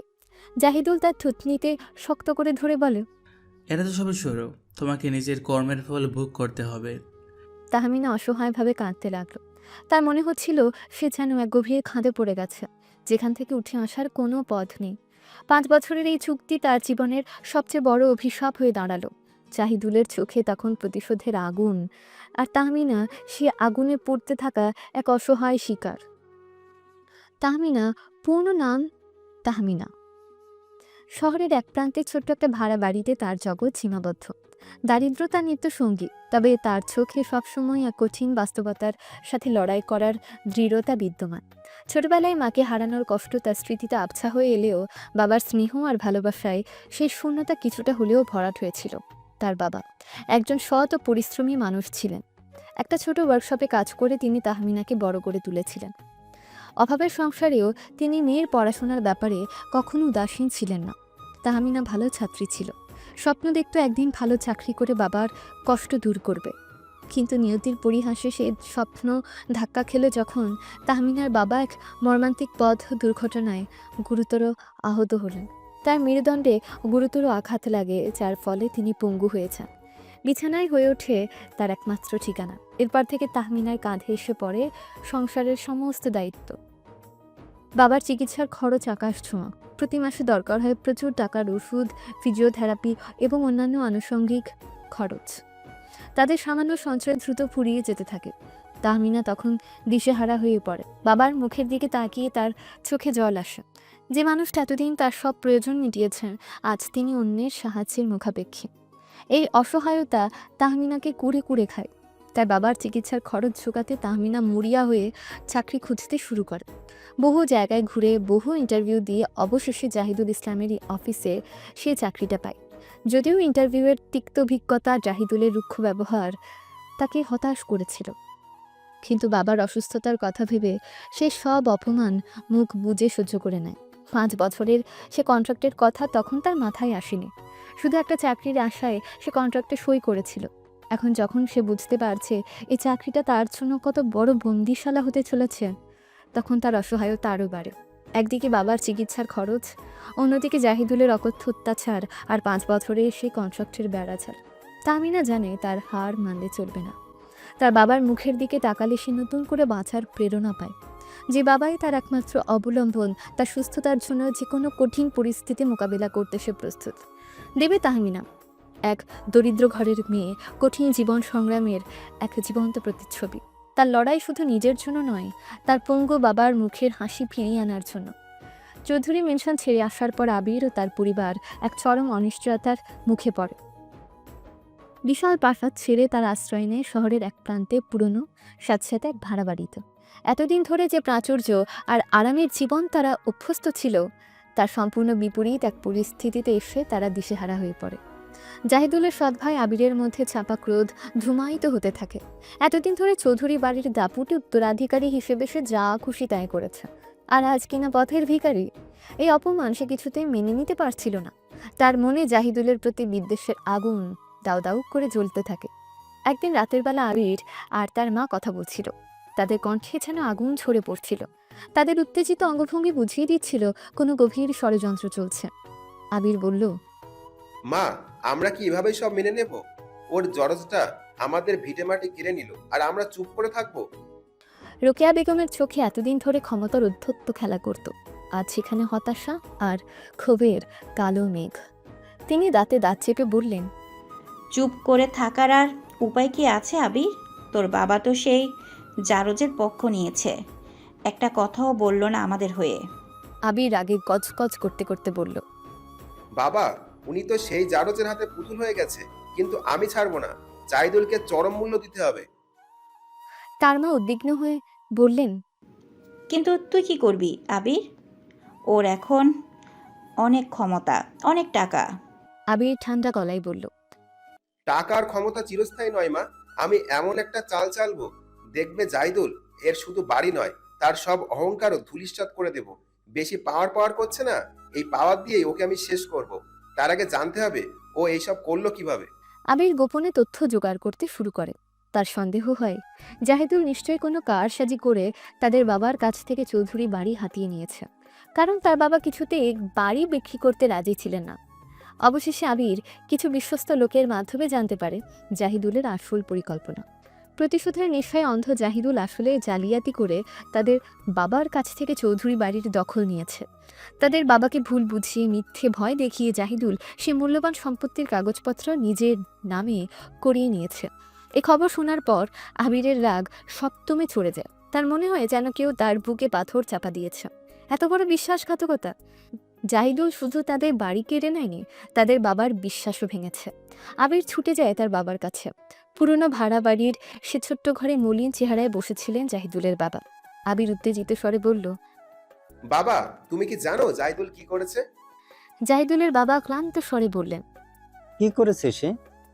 আবির প্রায় চিৎকার করে বলল, সে আমাদের বাড়ি জালিয়াতি করে নিজের নামে করিয়ে নিয়েছে। তুমি কি কিছু টের পাওনি? জাহিদুলের বাবা কিছুক্ষণ চুপ করে রইলেন, তার চোখে গভীর অনুশোচনার ছাপ। ধীরে ধীরে তিনি বললেন, আমি সব জানি আবির। আবির অবাক হয়ে তার বাবার দিকে তাকালো। তুমি জানতে, তাহলে কেন কিছু বলনি? জাহিদুলের বাবা দীর্ঘশ্বাস ফেলে বললেন, আমি কি বলবো বাবা, যা হয়েছে তা তো আমারই কর্মফল। জাহিদুল আর তার মায়ের উপর আমি যে অন্যায় করেছি তার প্রায়শ্চিত্ত তো আমাকে করতেই হতো। আবির অধৈর্য হয়ে বলল, কিন্তু কেন তুমি চুপ করে আছো? ওই জারাজটা আমাদের সব কেড়ে নিল, আর তুমি নির্বিকার। এনায়েত সাহেব শান্ত স্বরে বললেন, ও জারজ নয় আবির, ও আমার ছেলে, আর আমি ওর সাথে যা করেছি তার জন্য আমার ক্ষমা চাওয়া উচিত। আবির তার বাবার কথা শুনে হতভম্ব হয়েছে। তার মনে হচ্ছিল তার চারপাশের পৃথিবীটা যেন উঠে যাচ্ছে। তার বাবা কি সত্যিই জাহিদুলের পক্ষ নিচ্ছেন? ঠিক সেই মুহূর্তে ঘরে প্রবেশ করে রোকেয়া বেগম। তিনি আবিরের উত্তেজিত কথাবার্তা শুনে এগিয়ে এসে ঝাঁঝালো স্বরে বললেন, কি হয়েছে এত চেঁচামেচি? আবির তার মায়ের দিকে তাকিয়ে রাগে গড়গড় করতে লাগলো। তুমি জানো মা জাহিদুল বাবার সাথে কি করেছে? তার মা কৌতূহলী হয়ে জিজ্ঞেস করলেন, কি করেছে? আবির সব ঘটনা খুলে বলল কিভাবে জাহিদুল জালিয়াতি করে তাদের বাবার কাছ থেকে চৌধুরী বাড়ি নিজের নামে করিয়ে নিয়েছে। শুনে জাহিদুলের সৎমায়ের মুখ ঘৃণায় কুঁচকে গেল। এতদিন ধরে যে অহংকার তিনি পোষণ করতেন তা যেন এক মুহূর্তে চূর্ণ বিচূর্ণ হয়ে গেল। তিনি বিষাক্ত স্বরে বললেন, ওই শয়তান, আমি জানতাম ও কত বড় শয়তান, সুযোগ পেলেই আমাদের ক্ষতি করবে। আবির হতাশ স্বরে বলল। এখন আমরা কি করব মা? তার মা দৃঢ় গলায় বললেন, আমরা প্রতিশোধ নেব আবির। ওই জারজটাকে তুই কিছুতেই ছাড়বি না। ও আমাদের যা কেড়ে নিয়েছে তার দ্বিগুণ ওর কাছ থেকে কেড়ে নিয়ে ওর থেকে প্রতিশোধ নিবি। কিন্তু কিভাবে? ভাবতে দে। তার চোখে এক ভয়ঙ্কর প্রতিজ্ঞার ঝিলিক। আমি এমন একটা ছক কষবো যাতে জাহিদুল তিলে তিলে জ্বলবে। জাহিদুলের বাবা তাদের কথাবার্তা শুনছিলেন, কিন্তু কোনো প্রতিবাদ করলেন না। তার মনে তখন শুধু নিজের কৃতকর্মের জন্য অনুশোচনা। তিনি বুঝতে পারছিলেন তার অতীতের ভুলের জন্য আজ তার পুরো পরিবার ধ্বংসের মুখে দাঁড়িয়ে। আবির এবং তার মা দুজনে মিলে জাহিদুলের বিরুদ্ধে প্রতিশোধ নেওয়ার জন্য ফন্দি আঁটতে শুরু করে। তাদের মনে বিদ্বেষের আগুন এতটাই তীব্র হয়ে ওঠে যে তারা ন্যায় অন্যায়ের বিচারও ভুলে যায়। তাদের একমাত্র লক্ষ্য জাহিদুলকে ধ্বংস করা। আর এই প্রতিহিংসার আগুনে পুড়ে ছাই হতে থাকে চৌধুরী পরিবারের অবশিষ্ট সম্মান আর শান্তি। জাহিদুল ইসলামের কোম্পানির বার্ষিক পার্টি তখন মধ্যগগনে। মকমলের পর্দা, ঝাড়বাতির ঝলকানি আর সুগন্ধি ফুলের সৌরভে মণ্ডিত বিশাল হলটি কর্মব্যস্ত দিনের ক্লান্তি ভুলিয়ে দেওয়ার এক মনোরম পরিবেশে পরিণত হয়েছে। বিভিন্ন প্রান্ত থেকে আসা অতিথিদের কলকাকুলিতে মুখরিত চারপাশ। পানীয়পূর্ণ কাচের গ্লাস হাতে হালকা হাসি বিনিময় করছেন সকলে। জাহিদুল কালো রঙের দামি স্যুট পরিহিত প্রবেশদ্বারে দাঁড়িয়ে প্রত্যেক আগন্তুককে উষ্ণ অভ্যর্থনা জানাচ্ছেন। যদিও তার চোখের গভীরে চাপা উত্তেজনা স্পষ্ট। তাহমিনা হালকা আকাশি রঙের সিল্কের শাড়ি জড়িয়ে কিছুটা দূরে দাঁড়িয়ে সহকর্মীদের সাথে কথা বলছিল। তার স্নিগ্ধ সৌন্দর্য যেন সেই কৃত্রিম আলোর ঝলকানিকেও ম্লান করে দিচ্ছিল। অফিসের কয়েকজন মহিলা এসে তার পাশে দাঁড়ালো, তার শাড়ির রঙের প্রশংসা করল, হাসি মুখে গল্প জুড়ে দিল। তাহমিনা তাদের সাথে সহজভাবে মিশে যাচ্ছিল, যদিও তার মনের এক কোণে জাহিদুলের রুক্ষ ব্যবহার আর 5 বছরের চুক্তির চিন্তা মাঝে মাঝেই উকি দিচ্ছিল। অন্যদিকে আবির ও একদল বন্ধু বান্ধবদের সাথে খানিকটা দূরে একটা সোফার ধারে বসেছিল। দামি হুইস্কির গ্লাসে তার হাত, কিন্তু তার চোখ স্থির ছিল না। শিকার ধরার আগে শিকারীর যেমন তীক্ষ্ণ দৃষ্টি থাকে, তেমনই এক চাহনি তার চোখে খেলা করছিল। জাহিদুলকে জব্দ করার একটা মোক্ষম সুযোগের অপেক্ষায় ছিল সে, আর তার মনে হচ্ছিল সেই সুযোগ বুঝি এবার এসে গেছে। তার দৃষ্টি কিছুক্ষণ ধরে হল জুড়ে ঘুরতে ঘুরতে অবশেষে স্থির হলো তাহমিনার উপর। আবির বন্ধুদের সাথে হালকা কিছু কথা সেরে ধীরে ধীরে তাহমিনার দিকে এগিয়ে গেল। তার মুখে এক ধরনের চাতুর্যপূর্ণ হাসি লেগেছিল। হ্যালো। আবির মুলায়ম স্বরে সম্ভাষণ জানালো। তাহমিনা সামান্য চমকে মুখ তুলল। জাহিদুল এবং তার পরিবারের মধ্যে যে কিছু সমস্যা চলছে তার সম্পর্কে সে অফিসের কর্মচারীদের মুখে শুনেছিল, কিন্তু এই পার্টিতে আবিরের সরাসরি আগমন তাকে কিছুটা অপ্রস্তুত করল। আপনি? তাহমিনা মৃদু হেসে প্রত্যুত্তর দিল। আমি আবির, জাহিদুলের ছোট ভাই। যদিও আমাদের মধ্যে ভাই ভাই সম্পর্কটা ঠিক মসৃণ নয়, আর এই পার্টিতেও আমি ইনভাইটেড নই। আবিরের কণ্ঠস্বরে এক ধরনের চাপা তিক্ততা অনুভব করা গেল। ও, তাহমিনা বলল, কৌতূহল দমন করে সৌজন্যের হাসি বজায় রাখল। আবির আগ্রহ দেখিয়ে বলল, আপনি এখানে নতুন, তাই না? তাহমিনা হালকা হাসি বজায় রেখে বলল, জি হ্যাঁ। যদি কোনো সাহায্যের প্রয়োজন হয় কোনো দ্বিধা ছাড়াই আমাকে বলতে পারেন। এখানকার পরিবেশটা হয়তো আপনার এখনো তেমন চেনা নয়। তাহমিনা আবিরের আন্তরিক ব্যবহারে কিছুটা আশ্বস্ত হলো। জাহিদুলের শীতল এবং কর্তৃত্বপূর্ণ আচরণের বিপরীতে মানুষটার ভদ্রতা তার মনে এক উষ্ণ ছোঁয়া দিল। তাহমিনা হাসি মুখে বলল, ধন্যবাদ, আপনার নাম মনে রাখবো। তাদের মধ্যে কিছুক্ষণ ধরে সাধারণ আলোচনা চলতে থাকে। আবির খুব আগ্রহ নিয়ে তাহমিনার কাজ, তার ভালো লাগা, তার গ্রামের বাড়ি এসব বিষয়ে জানতে চাইল। তাহমিনাও সরল মনে তার উত্তর দিচ্ছিল। আবিরের মার্জিত ব্যবহার এবং আন্তরিক আগ্রহে তাহমিনা ধীরে ধীরে তার প্রতি এক ধরনের বন্ধুত্বের আকর্ষণ অনুভব করতে শুরু করে। কথায় কথায় আবির হঠাৎ জিজ্ঞেস করে, আপনি কি নাচতে ভালোবাসেন? তাহমিনা চমকে আবিরের দিকে তাকালো। তার চোখে এক দুষ্টুমি ভরা হাসি। তাহমিনার সামান্য দ্বিধাগ্রস্ত হলো। তেমন অভ্যাস নেই, ছোটবেলায় গ্রামে কিছু অনুষ্ঠানে নেচেছি, তবে এখানে। আবির হাত বাড়িয়ে বলল, আসুন না, একটু চেষ্টা করলে দেখবেন ভালো লাগবে। আর আমি তো আছি, আপনার পা মারাবো না, কথা দিচ্ছি। তাহমিনা আবিরের রসিকতায় হেসে ফেলল এবং তার হাত ধরল। তারা ভিড়ের মধ্যে মিশে গেল। নাচের তালে তালে আবিরের সাথে তার সহজ ও সাবলীল কথাবার্তা চলতে থাকলো। আবির খুব যত্নের সাথে তাহমিনাকে গাইড করছিল, তার সাথে হালকা রসিকতা করছিল, যা তাহমিনার মন থেকে জাহিদুলের চাপানো কষ্টের বোঝা কিছুটা হলেও কমিয়ে এনেছিল। দূর থেকে জাহিদুল জ্বলন্ত চোখে সে দৃশ্য দেখছিল।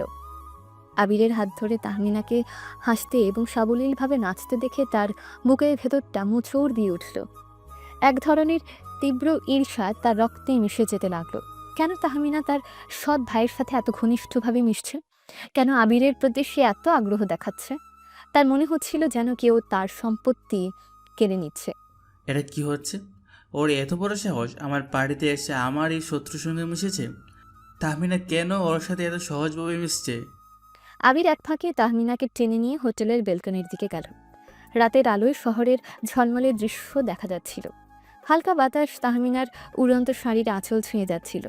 আবির গভীর দৃষ্টিতে তাহমিনার দিকে তাকিয়ে বলল, এখানটা একটু শান্ত। আসলে এই হট্টগোলের মধ্যে আপনার সাথে একটু মন খুলে কথা বলার সুযোগ খুঁজছিলাম। আপনার সাথে কথা বলে সত্যিই খুব ভালো লাগছে। তাহমিনা মৃদু হেসে বলল। আমারও। আবিরের চোখের দিকে তাকিয়ে তার হৃৎস্পন্দন সামান্য বাড়ল। তাদের চোখাচোখি হলো। আবিরের দৃষ্টিতে অন্যরকম এক আকর্ষণ ছিল, যা তাহমিনাকে এক মুহূর্তের জন্য দুর্বল করে দিল। ঠিক সেই মুহূর্তে জাহিদুল রাগে ফুটতে ফুটতে বেলকনিতে এসে দাঁড়ালো। তার উপস্থিতি দুজনের নীরবতাকে ভেঙে দিল। তার চোখে তীব্র ক্রোধ এবং বিরক্তি স্পষ্ট। তাহমিনা, জাহিদুল শীতল গলায় ডাকল, তার কণ্ঠস্বরে কর্তৃত্বের সুস্পষ্ট ছাপ। তাহমিনা চমকে জাহিদুলের দিকে তাকালো। তার চোখে জাহিদুলের অপ্রত্যাশিত আগমন এবং রাগান্বিত চাহনি দেখে কিছুটা ভয় জাগলো তার মনে। জাহিদুলের তীক্ষ্ণ দৃষ্টির সামনে কিছুটা অপ্রস্তুত হয়ে তাহমিনা আমতা আমতা করে বলল, আমরা আমরা একটু কথা বলছিলাম। জাহিদুল কঠিন স্বরে বলল। এখন কথা বলার সময় নয়, আমার সাথে এসো। সে তাহমিনার হাত ধরতে গেলে আবির দ্রুত এগিয়ে এসে জাহিদুলের হাত ধরে শান্ত স্বরে বলল। দাঁড়া জাহিদুল। কিন্তু তার চোখে এক ধরনের চাপা চ্যালেঞ্জের ভাব ছিল। আমরা কোনো অন্যায় করছিলাম না, জাস্ট একটু ফ্রেন্ডলি কনভারসেশন। জাহিদুলের রাগ যেন আগুনের মতো ছড়িয়ে পড়ল। আমার অফিসের কোনো স্টাফের সঙ্গে আমার শত্রুদের মেলামেশা আমি পছন্দ করি না আবির। এটা তো তোর জানার কথা, তাই না? ঠোঁটের কোণে এক ব্যঙ্গাত্মক হাসি এনে আবির উত্তর দিল, আরে কি বলছিস? আমরা ভদ্রভাবে কথা বলছিলাম। তোমার সমস্যা কোথায়? তুমি কি ভুলে গেছো ভদ্রতা কাকে বলে? যখন দুইজন মানুষ নিজ ইচ্ছে একে অপরের সঙ্গে কথা বলে, তখন তাদের পারমিশন ছাড়া মাঝখানে কথা বলা ব্যক্তিকে আমাদের ভাষায় বেয়াদব বলে। জাহিদুলের রাগ চড়তে শুরু করলো। আচ্ছা, তাই বলছি। তো কোথাও বিনা নিমন্ত্রণে আসা ব্যক্তিকে কি বলে তোমার বাসায়? আবির চুপ হয়ে গেল। সত্যি এখানে সে বিনা নিমন্ত্রণে এসেছে। তাকে চুপ থাকতে দেখে জাহিদুল আবারও বলল, এটা আমার অফিস, আর এখানে আমার কিছু নিয়ম আছে। আমার নিয়মের বাইরে কেউ চলুক, এটা আমার পছন্দ নয়। আবির হেসে বলল, তোমার পছন্দ অপছন্দ আমার দেখার বিষয় নয়। ও কি তোমার পার্সোনাল সম্পত্তি? জাহিদুল রাগে কাঁপতে লাগলো। তার মুখ লাল হয়ে গেল। নিজের সীমা ছাড়িয়ে যাচ্ছে আবির, সাবধান হও। আবির নিজের দৃষ্টি তীক্ষ্ণ রেখে শান্ত স্বরে বলল, আমি সত্যি কথাই বলছি, আর চিন্তা করো না। তোমার মুখোশ একদিন সবার সামনে খুলে দেবো। কিভাবে তুমি এই কোম্পানির মালিক সেজে হয়েছো তা আমি খুব ভালো করেই জানি। এটা অফিস, এই কোম্পানি সব আমার নিজের যোগ্যতা কামানো। তোর মতো 2 টাকার মানুষের কথায় আমার কিছু যায় আসে না। তোর যা করার ঠিক করতে পারিস। এখন এখান থেকে বের হ, গেট আউট। তাহমিনা অসহায়ভাবে দুই ভাইয়ের উত্তপ্ত বাক্য বিনিময় দেখছিল। তার মনে হচ্ছিল যেন সে এক ঝড়ের কেন্দ্রে দাঁড়িয়ে আছে। পার্টিতে আনন্দের বদলে এক চাপা উত্তেজনা ছড়িয়ে পড়ল। জাহিদুলের রাগান্বিত দৃষ্টি সারাক্ষণ তার উপর স্থির ছিল, যেন তার প্রতিটি নিঃশ্বাস পর্যবেক্ষণ করছে। আর আবিরের চোখে ছিল এক রহস্যময় চাহনি, যেন কোনো গোপন অভিসন্ধি লুকিয়ে আছে সেখানে। আবির রেগে কটমট করে সেখান থেকে বেরিয়ে যায়। পার্টিতে আবিরের সাথে হাসি মুখে কথা বলার দৃশ্য জাহিদুলের মস্তিষ্কে বিশ্বের মতো ছড়িয়ে গিয়েছিল। রাতের নীরবতাতেও সে দৃশ্য তার চোখের সামনে ভাসছিল। ঈর্ষার আগুনে তার ভেতরটা জ্বলছিল, আর সেই আগুনের ধোঁয়া যেন তার শ্বাসরোধ করে দিচ্ছিল। কেন তাহমিনা তার শত্রুর সাথে এত ঘনিষ্ঠভাবে মিশেছে? কেন তার হাসি আবিরের সাথে এত সহজ ছিল? এই প্রশ্নগুলো কুড়ে কুড়ে খাচ্ছিল তাকে। পরের দিন অফিসে থমথমে নীরবতা বিরাজ করছিল। জাহিদুল কারোর সাথে তেমন কথা বলেনি। তার মুখ কঠিন হয়েছিল, বেলা বাড়ার সাথে সাথে তার অস্থিরতা বাড়ছিল। অবশেষে সে ইন্টারকমের বোতাম টিপল। তাহমিনা, আমার কেবিনে এসো। তার কণ্ঠস্বর বরফের মতো ঠান্ডা শোনালো। তাহমিনা ভয় কেঁপে উঠল। গতকালকের পার্টির পর থেকে সে একটা খারাপ কিছুর আশঙ্কা করছিল। ধীরে ধীরে সে জাহিদুলের কেবিনের দিকে পা বাড়ালো। দরজার বাইরে দাঁড়িয়ে সে লম্বা একটা শ্বাস নিল। তারপর কপালে জমে থাকা ঘাম মুছে ভেতরে প্রবেশ করল। জাহিদুল তার চেয়ারে হেলান দিয়ে বসেছিলেন। তীক্ষ্ণ দৃষ্টি তাহমিনার উপর স্থির। তার চোখে সে রাগের আগুন তখনও জ্বলছে। কাল রাতে বাড়িতে তুমি কার সাথে এত হাসাহাসি করছিলে? জাহিদুল সরাসরি প্রশ্ন করলেন, তার কণ্ঠস্বরে চাপা গর্জন। তাহমিনা ভয়ে আমতামতা করে বলল, স্যার আমি তো আমি জানতে চাই তুমি আবিরের সাথে এত ঘনিষ্ঠভাবে মিশছিলে কেন? জাহিদুল তার কথা কেড়ে নিয়ে বললেন, তুমি কি জানো সে আমার শত্রু? আমি আমি জানতাম না আপনারা।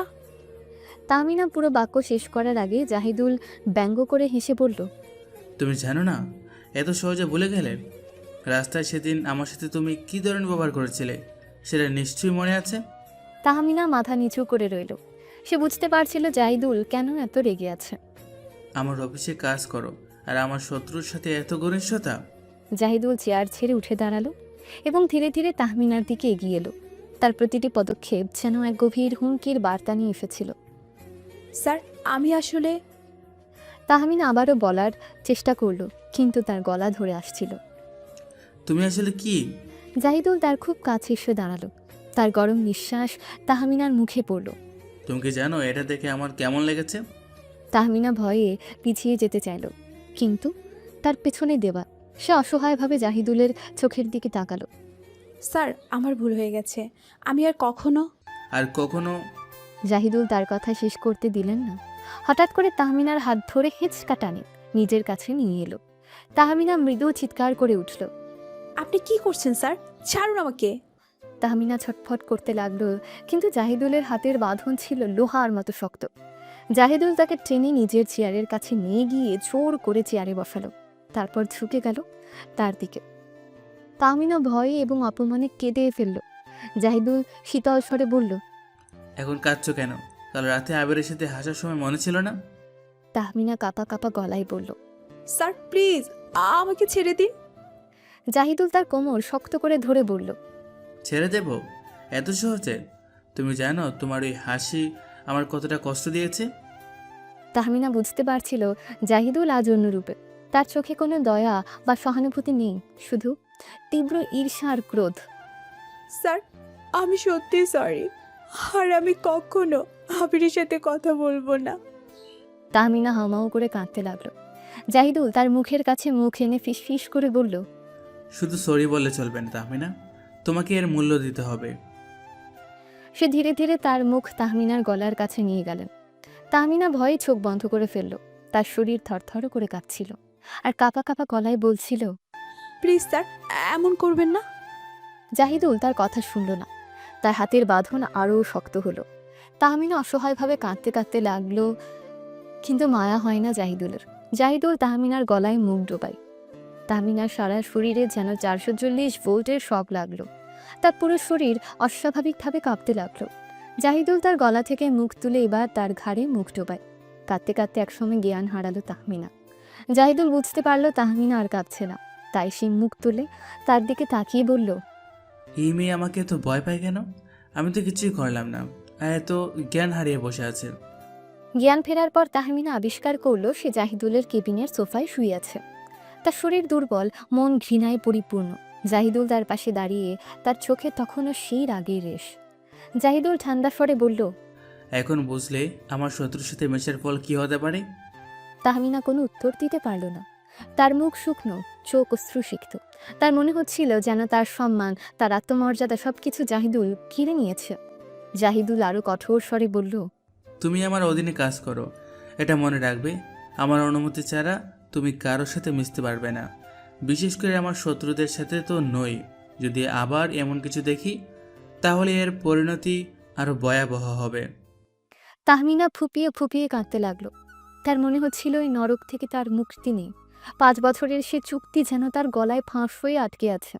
জাহিদুলের ঈর্ষা আজ তাকে চরম আঘাত করেছে, আর সেই আঘাতের ক্ষত হয়তো কোনো দিনই শুকোবার না। জাহিদুলের অকথ্য অত্যাচারে তাহমিনার প্রতিটি দিন যেন এক দুঃস্বপ্নের মতো কাটছিল। অফিসে আসা যাওয়ার পথে, কাজের ফাঁকে, এমনকি সামান্য ভুল হলেও জাহিদুলের শীতল বাক্যবাণ তাকে ক্ষতবিক্ষত করত। 5 বছরের সে কন্ট্রাক্ট তার পায়ে ভারী শিকলের মতো বাঁধা। চাইলেও এই নরক থেকে মুক্তি পাওয়ার কোনো উপায় ছিল না। তবে এই অত্যাচারের মাঝেও কিছু অদ্ভুত মুহূর্ত আসতো যখন তাহমিনা জাহিদুলের ব্যবহারে এক লুকানো দয়ার আভাস পেত। হয়তো কোনো কাজের প্রয়োজনে গভীর রাতে অফিসে আটকা পড়লে জাহিদুল নিজে এসে তার কাজের খোঁজ নিত। ক্লান্ত দেখলে বাড়ি যাওয়ার কথা বলতো। কখনো হয়তো সামান্য অসুস্থ বোধ করলে জাহিদুল বিরক্তি প্রকাশ করত ঠিকই, কিন্তু পরক্ষণে ড্রাইভারকে ডেকে তার জন্য গরম স্যুপ আর ওষুধ পাঠানোর নির্দেশ দিত। এই ধরনের অপ্রত্যাশিত আচরণ তাহমিনাকে দ্বন্দ্বে ফেলে দিত। যে মানুষটা এত ঘৃণা রাগ দেখায়, তার মধ্যে কি কোথাও একটু হলেও সহানুভূতি লুকিয়ে আছে? জাহিদুলের সে রোমান্টিক টর্চারের পর তাহমিনা মানসিকভাবে একেবারে ভেঙে পড়েছিল। তার মনে আবিরের প্রতি এটা ভালো ধারণা জন্মায়, কারণ সে পার্টিতে আবিরের বন্ধুত্বপূর্ণ ব্যবহার তাকে কিছুটা হলেও স্বস্তি দিয়েছিল। কিন্তু জাহিদুলের রাগের কারণ বুঝতে পেরে এবং তার ভয়াবহ পরিণতি দেখে তাহমিনা আবিরের সাথে আর যোগাযোগ রাখার সাহস পাচ্ছিল না। জাহিদুলের সে রাতের নির্মমতা তার মনে গভীর ভয় সৃষ্টি করেছিল। তাই একদিন তাহমিনা স্থির করল আবিরের সাথে দেখা করে সব কথা স্পষ্ট করে বলবে। একটা কফি শপে তারা দুজনে মিলিত হলো। আবির তাহমিনাকে দেখে খুশি হলেও তার চোখে উদ্বেগের ছায়া লক্ষ্য করলো। কি হয়েছে তাইমিনা, তোমাকে খুব চিন্তিত দেখাচ্ছে। আবির জিজ্ঞেস করলো। তাহমিনা দীর্ঘশ্বাস ফেলে বলল, অভিষেক, আমার মনে হয় আমাদের আর দেখা করা উচিত না। আবির অবাক হয়ে তাকালো। কেন, কি হয়েছে? তাহমিনা ইতস্তত করে জাহিদুলের রাগের কথায় সে রাতের ঘটনার ইঙ্গিত দিল। যদিও সবটা খুলে বলল না, সে শুধু জানালো জাহিদুল তাদের বন্ধুত্ব ভালোভাবে নেয়নি। আবিরের মুখ কঠিন হয়ে গেল। কিন্তু জাহিদুলকে তোমাকে বলার যে তুমি কার সাথে মিশবে আর কার সাথে না? তাহমিনা অসহায়ভাবে বলল, আমি তার অধীনে কাজ করি, আর আসলে একটু জটিলতা আছে। সে 5 বছরের কন্ট্রাক্টের কথা উল্লেখ করল না, কিন্তু তার কণ্ঠের চাপা কষ্ট আবিরের নজর এড়ালো না। আবির বুঝতে পারল তার পরিকল্পনা ভেস্তে যেতে বসেছে। জাহিদুল নিশ্চয়ই তাহমিনাকে ভয় দেখিয়েছে। তার রাগ ক্রমশ বাড়ছিল। আবির নরম স্বরে জিজ্ঞেস করল, তাইমিনা, তুমি কি ভয় পাচ্ছ? তাহমিনা মাথা নিচু করে রইল। আমার মনে হয় এইটাই ঠিক হবে, আমার জন্য আর আপনার জন্য। আবির হতাশ হয়ে বলল, কিন্তু কেন? আমি তো তোমার বন্ধু হতে চেয়েছিলাম। আমি জানি। তাহমিনা বলল, তার চোখ ছলছল করছে। কিন্তু এখন আর সেটা সম্ভব নয়। প্লিজ, আপনি আমার কথা বুঝুন। আবির রাগে নিজের হাতের কফির কাপ শক্ত করে ধরল। তার মনে হচ্ছিল জাহিদুল তার সব প্ল্যান মাটি করে দিচ্ছে। তাহমিনার সাথে দেখা করার পর আবির আর তাকে ফোন করেনি বা মেসেজও পাঠায়নি। জাহিদুল দূর থেকে বিষয়টা লক্ষ্য করছিল। আবিরের সাথে তাহমিনার যোগাযোগ বন্ধ হয়ে যাওয়ায় সে মনে মনে কিছুটা শান্তি অনুভব করল। যদিও তার দাম্ভিক মুখ তা প্রকাশ করল না। তার ঠোঁটের কোণে এক হালকা তৃপ্তির হাসি দেখা গেল, যা দ্রুত মিলিয়েও গেল। এরপর থেকে জাহিদুলের আচরণে এক অদ্ভুত পরিবর্তন লক্ষ্য করা গেল। অফিসের কাজ শেষে সে প্রায় প্রতিদিনই তাহমিনাকে তার বাড়ির গেটের সামনে পৌঁছে দিত। গাড়িতে তারা নীরবে বসে থাকতো। কখনো কখনো জাহিদুল দু একটা কাজের কথা বলতো, কিন্তু সেই কঠোরতা আর থাকতো না। একদিন রাস্তায় জ্যামে আটকে পড়লে তাহমিনা আনমনে জানলার বাইরে তাকিয়েছিল। হঠাৎ জাহিদুল তার দিকে তাকিয়ে জিজ্ঞেস করলো, তোমার শরীর খারাপ লাগছে? তাহমিনা অবাক হয়ে বলল, না তো স্যার, কেন? জাহিদুল সামান্য ইতস্তত করে বলল, তেমন কিছু না, মনে হলো যেন একটু ক্লান্ত দেখাচ্ছে। আরেকদিন অফিসের ক্যান্টিনে দুজন মুখোমুখি বসে খাচ্ছিল। তাহমিনার প্লেটে সবজি কম দেখে জাহিদুল তার নিজের প্লেট থেকে কিছু সবজি তাহমিনার প্লেটে তুলে দিল। এগুলো খাও। জাহিদুল স্বাভাবিক স্বরে বলল যেন কিছুই হয়নি। তাহমিনা অবাক হয়ে তার দিকে তাকিয়েছিল। এসে জাহিদুল যে সামান্য ভুল হলেই তাকে অপমান করতে ছাড়ে না। এই ছোট ছোট ঘটনাগুলো তাহমিনার মনে এক অস্পষ্ট ধারণার জন্ম দিচ্ছিল। জাহিদুলের বাইরের রুক্ষতার আড়ালে কি সত্যিই অন্য কিছু লুকিয়ে আছে? সে লুকায়িত দয়া কি আসলে অন্য কোনো গভীর অনুভূতির বহিঃপ্রকাশ? তাহমিনা ধীরে ধীরে সে রহস্যের কিনারা করার চেষ্টা করছিল, যদিও তার মন জাহিদুলের অতীতের আচরণ ভুলে যেতে পারছিল না। গভীর রাত, অফিসের শেষ আলো নিভে গেছে। জাহিদুল তার কালো রঙের লিমুজিনে তাহমিনাকে তার বাড়ির দিকে নিয়ে যাচ্ছিল। গাড়ির ভেতরে কেবল রাস্তায় মৃদু আলো এসে পড়েছে, যা দুজনের মুখের অভিব্যক্তিকে আবছা করে দেখেছে। রাতে নীরবতা এতটাই গভীর যে গাড়ির ইঞ্জিনের ক্ষীণ শব্দও যেন খুব স্পষ্ট হয়ে ভেসে আসছে। কিছুক্ষণ নীরব থাকার পর জাহিদুল শান্ত স্বরে বলল, আজকের দিনটা খুব ক্লান্তিকর ছিল, তাই না? তাহমিনা জানালার বাইরে কৃষ্ণপক্ষের আকাশের দিকে তাকিয়ে বলল, হ্যাঁ স্যার, শেষ মুহূর্তের কাজের চাপ একটু বেশি ছিল। তোমার কি খুব ঘুম পাচ্ছে? জাহিদুল আবার জিজ্ঞেস করল, তার কণ্ঠস্বরে অপ্রত্যাশিত এক ধরনের কোমলতা। তাহমিনা তার দিকে সামান্য ঘুরে বলল, একটু তো পাচ্ছে স্যার, তবে ঠিক আছে। জাহিদুল কিছুক্ষণ চুপ থেকে বলল, তুমি এত পরিশ্রম করো, নিজের খেয়াল রাখো তো? তাহমিনা অবাক হয়ে তার দিকে তাকালো। এই প্রথম জাহিদুল ব্যক্তিগত বিষয়ে এত আগ্রহ দেখাচ্ছে। চেষ্টা করি স্যার। শুধু চেষ্টা করলে হবে না। জাহিদুল সামান্য বিরক্তির সুরে বলল, কিন্তু সেই বিরক্তি যেন আন্তরিক উদ্বেগের মোড়কে ঢাকা ছিল। ঠিকমতো খাওয়া দাওয়া করো, শরীর খারাপ করলে কাজ করতে পারবে না। তাহমিনা মৃদু হেসে বলল, জি স্যার। আবার নীরবতা নেমে এলো গাড়িতে। কিছুক্ষণ পর তাহমিনা সাহস করে বলল, স্যার, একটা কথা জিজ্ঞাসা করতে পারি? জাহিদুল রাস্তার দিকে তাকিয়ে বলল, হ্যাঁ বলো। আপনার কি কখনো মনে হয় আপনি আমার সাথে একটু বেশি কঠোর হন? তাহমিনা প্রশ্নটা করে ভয় সিটিয়ে গেল।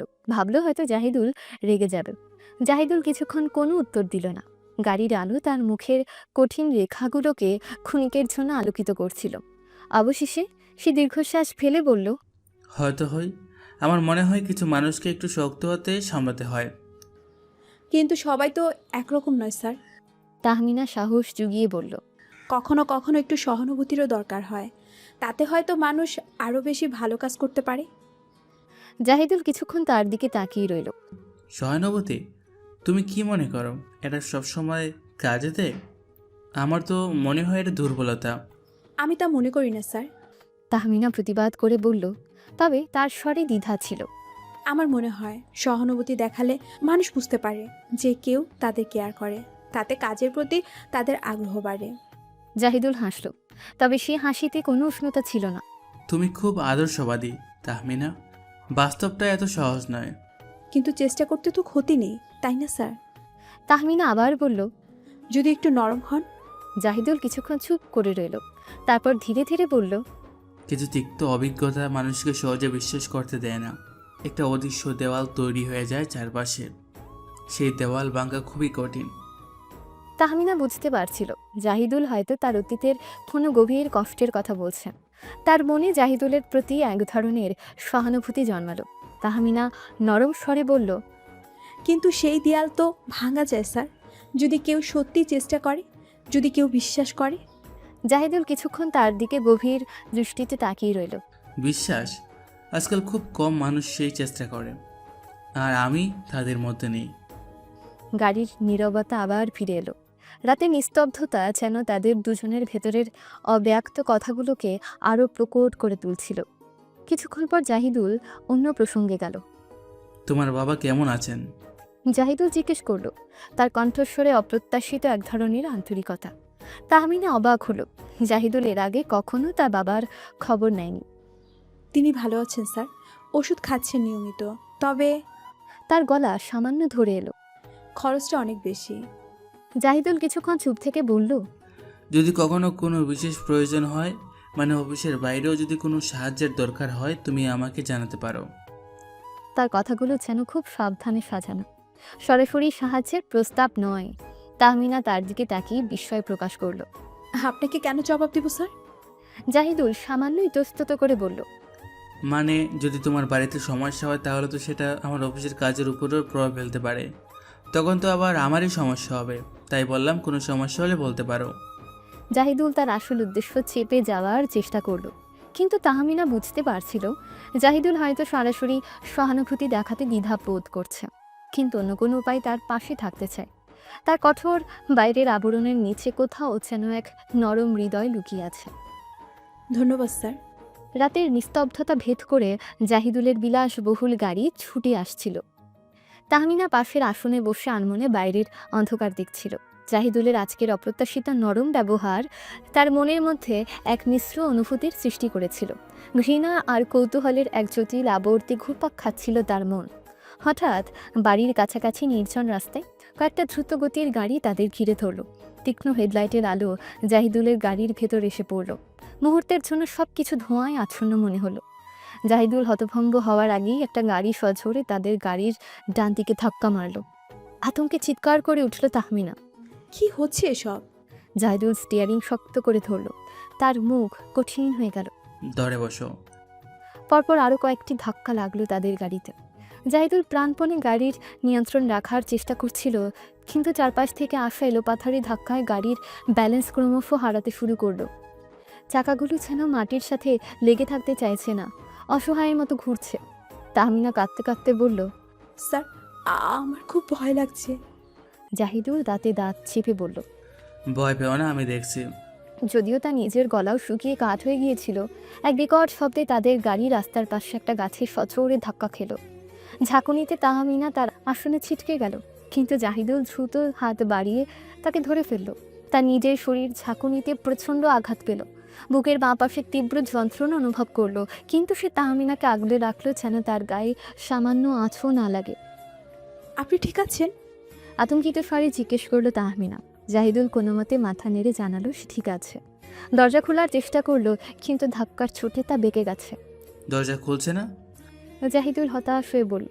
ঠিক সেই মুহূর্তে তাদের গাড়ির চারপাশে ঘিরে দাঁড়ানো গাড়িগুলো থেকে কয়েকজন লোক বেরিয়ে এলো। তাদের হাতে ধারালো অস্ত্র আর মুখে কালো কাপড় বাঁধা। তাদের হিংস্র চাহনি স্পষ্ট বুঝিয়ে দিচ্ছিল তাদের উদ্দেশ্য কী। একজন লোক চিৎকার করে বলল, বের হ। তার গলায় চাপা ক্রোধ। জাহিদুল বুঝতে পারল এটা কোনো সাধারণ ডাকাতি নয়, এর পেছনে অন্য কোনো শত্রু আছে। তার মনে আবিরের কথা ভেসে উঠল। জাহিদুল তাহমিনাকে বলল, তুমি এখানে দেখো, আমি দেখছি এদের। তাহমিনা ভয়ার্ত স্বরে বলল, না স্যার, যাবেন না। দেখছেন না ওদের হাতে ধারালো অস্ত্র রয়েছে? কিন্তু জাহিদুল ততক্ষণে দরজা ভেঙে বাইরে বেরিয়ে এসেছে। লোকগুলো মুহূর্তের মধ্যে তার উপর ঝাঁপিয়ে পড়ল। অন্ধকার রাস্তায় শুরু হলো এক অসম লড়াই। জাহিদুল একা হলেও তার শরীর যেন ক্ষিপ্র চিতার মতো নড়াচড়া করছিল। একের পর এক ঘুষিয়ার লাথিতে আক্রমণকারীদের ধরা সাই করতে লাগলো, কিন্তু সংখ্যায় তারা অনেক বেশি ছিল। ধারালো অস্ত্রের ঝলকানি রাতের অন্ধকারে আতঙ্ক সৃষ্টি করছিল।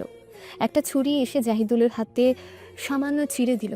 রক্ত ঝরতে শুরু করলো, তবুও সে দমল না, কারণ সে জানে এখন দমে যাওয়া মানে নিজের জীবন হারিয়ে ফেলা। আরেকজন লোক পেছন থেকে ভারী কিছু দিয়ে জাহিদুলের মাথায় আঘাত করল। তীব্র ব্যথায় তার চোখ ঝাপসা হয়ে এলো, শরীর টলতে লাগলো, কিন্তু সে পড়ে যাওয়ার আগেই নিজেকে সামলে নিল এবং লোকটিকে পাল্টা আঘাত করে মাটিতে ফেলে দিল। মারামারির তীব্রতায় জাহিদুল হাঁপাতে শুরু করলো। তার সারা শরীরে অসংখ্য আঘাত লেগেছে, রক্ত ঝরছে, কিন্তু তার সমস্ত মনোযোগ ছিল গাড়ির ভেতরে থাকা তাহমিনার দিকে। সে কোনোভাবেই তার গায়ে আঁচ লাগতে দেবে না। অবশেষে জাহিদুল তার সমস্ত শক্তি দিয়ে শেষ কয়েকজন আক্রমণকারীকে মারধর করে সেখান থেকে সরিয়ে দিল। তারা রাতের অন্ধকারে নিজেদের গাড়িতে করে পালিয়ে গেল। মারামারির ধকলে জাহিদুলের শরীর অবশ হয়ে গিয়েছিল, তার মাথা ঘুরছিল, চোখে অন্ধকার দেখছিল। সে টলতে টলতে গাড়ির ভাঙা দরজার কাছে গেল। তাহমিনা, তুমি ঠিক আছো? দুর্বল স্বরে জিজ্ঞেস করলো জাহিদুল। তাহমিনা ভয়ার্ত স্বরে বলল, হ্যাঁ স্যার, কিন্তু আপনার তো অনেক চোট লেগেছে। জাহিদুল কোনো মতে গাড়ির দরজা খুলে ভেতরে ঝুঁকল। তার সারা শরীর ব্যথায় টনটন করছে। সে বুঝতে পারছিল আর বেশিক্ষণ দাঁড়িয়ে থাকতে পারবে না। আমাকে আমাকে জাহিদুল অস্পষ্ট স্বরে বলল এবং জ্ঞান হারালো। তাহমিনা আর্তনাদ করে উঠল। দ্রুত গাড়ি থেকে বেরিয়ে এসে সে জাহিদুলের অচেতন দেহ ধরে ফেলল। তার সারা শরীরে রক্ত আর আঘাতের চিহ্ন। এক মুহূর্ত দেরি না করে তাহমিনা সাহায্যের জন্য চিৎকার করতে শুরু করলো। কিছুক্ষণের মধ্যে স্থানীয় কয়েকজন ছুটে এলো। তাদের সাহায্যে তাহমিনা বহু কষ্টে জাহিদুলকে টেনে তাদের ছোট্ট ভাড়া বাড়িতে নিয়ে এলো। তাদের ঘরে তখন গভীর রাত। তাহমিনার বাবা, যিনি দুর্ঘটনার পর থেকে পঙ্গু, বিছানায় শুয়ে সব দেখছিলেন। তিনি অসহায়ভাবে মেয়ের কষ্ট অনুভব করছিলেন। তাহমিনা একাই জাহিদুলের রক্তাক্ত জামাকাপড় কাটল। তার সারা শরীরে কালশিটে দাগ আর গভীর ক্ষত। বাবার সাহায্য নিয়ে এসে ধীরে ধীরে জাহিদুলের শরীরের সমস্ত ক্ষতস্থান পরিষ্কার করল। পুরনো দিনের কিছু ওষুধ আর মলম লাগালো। তার বাবার শারীরিক দুর্বলতা থাকায় বেশিরভাগ পরিচর্যা একাই করতে হলো তাহমিনাকে।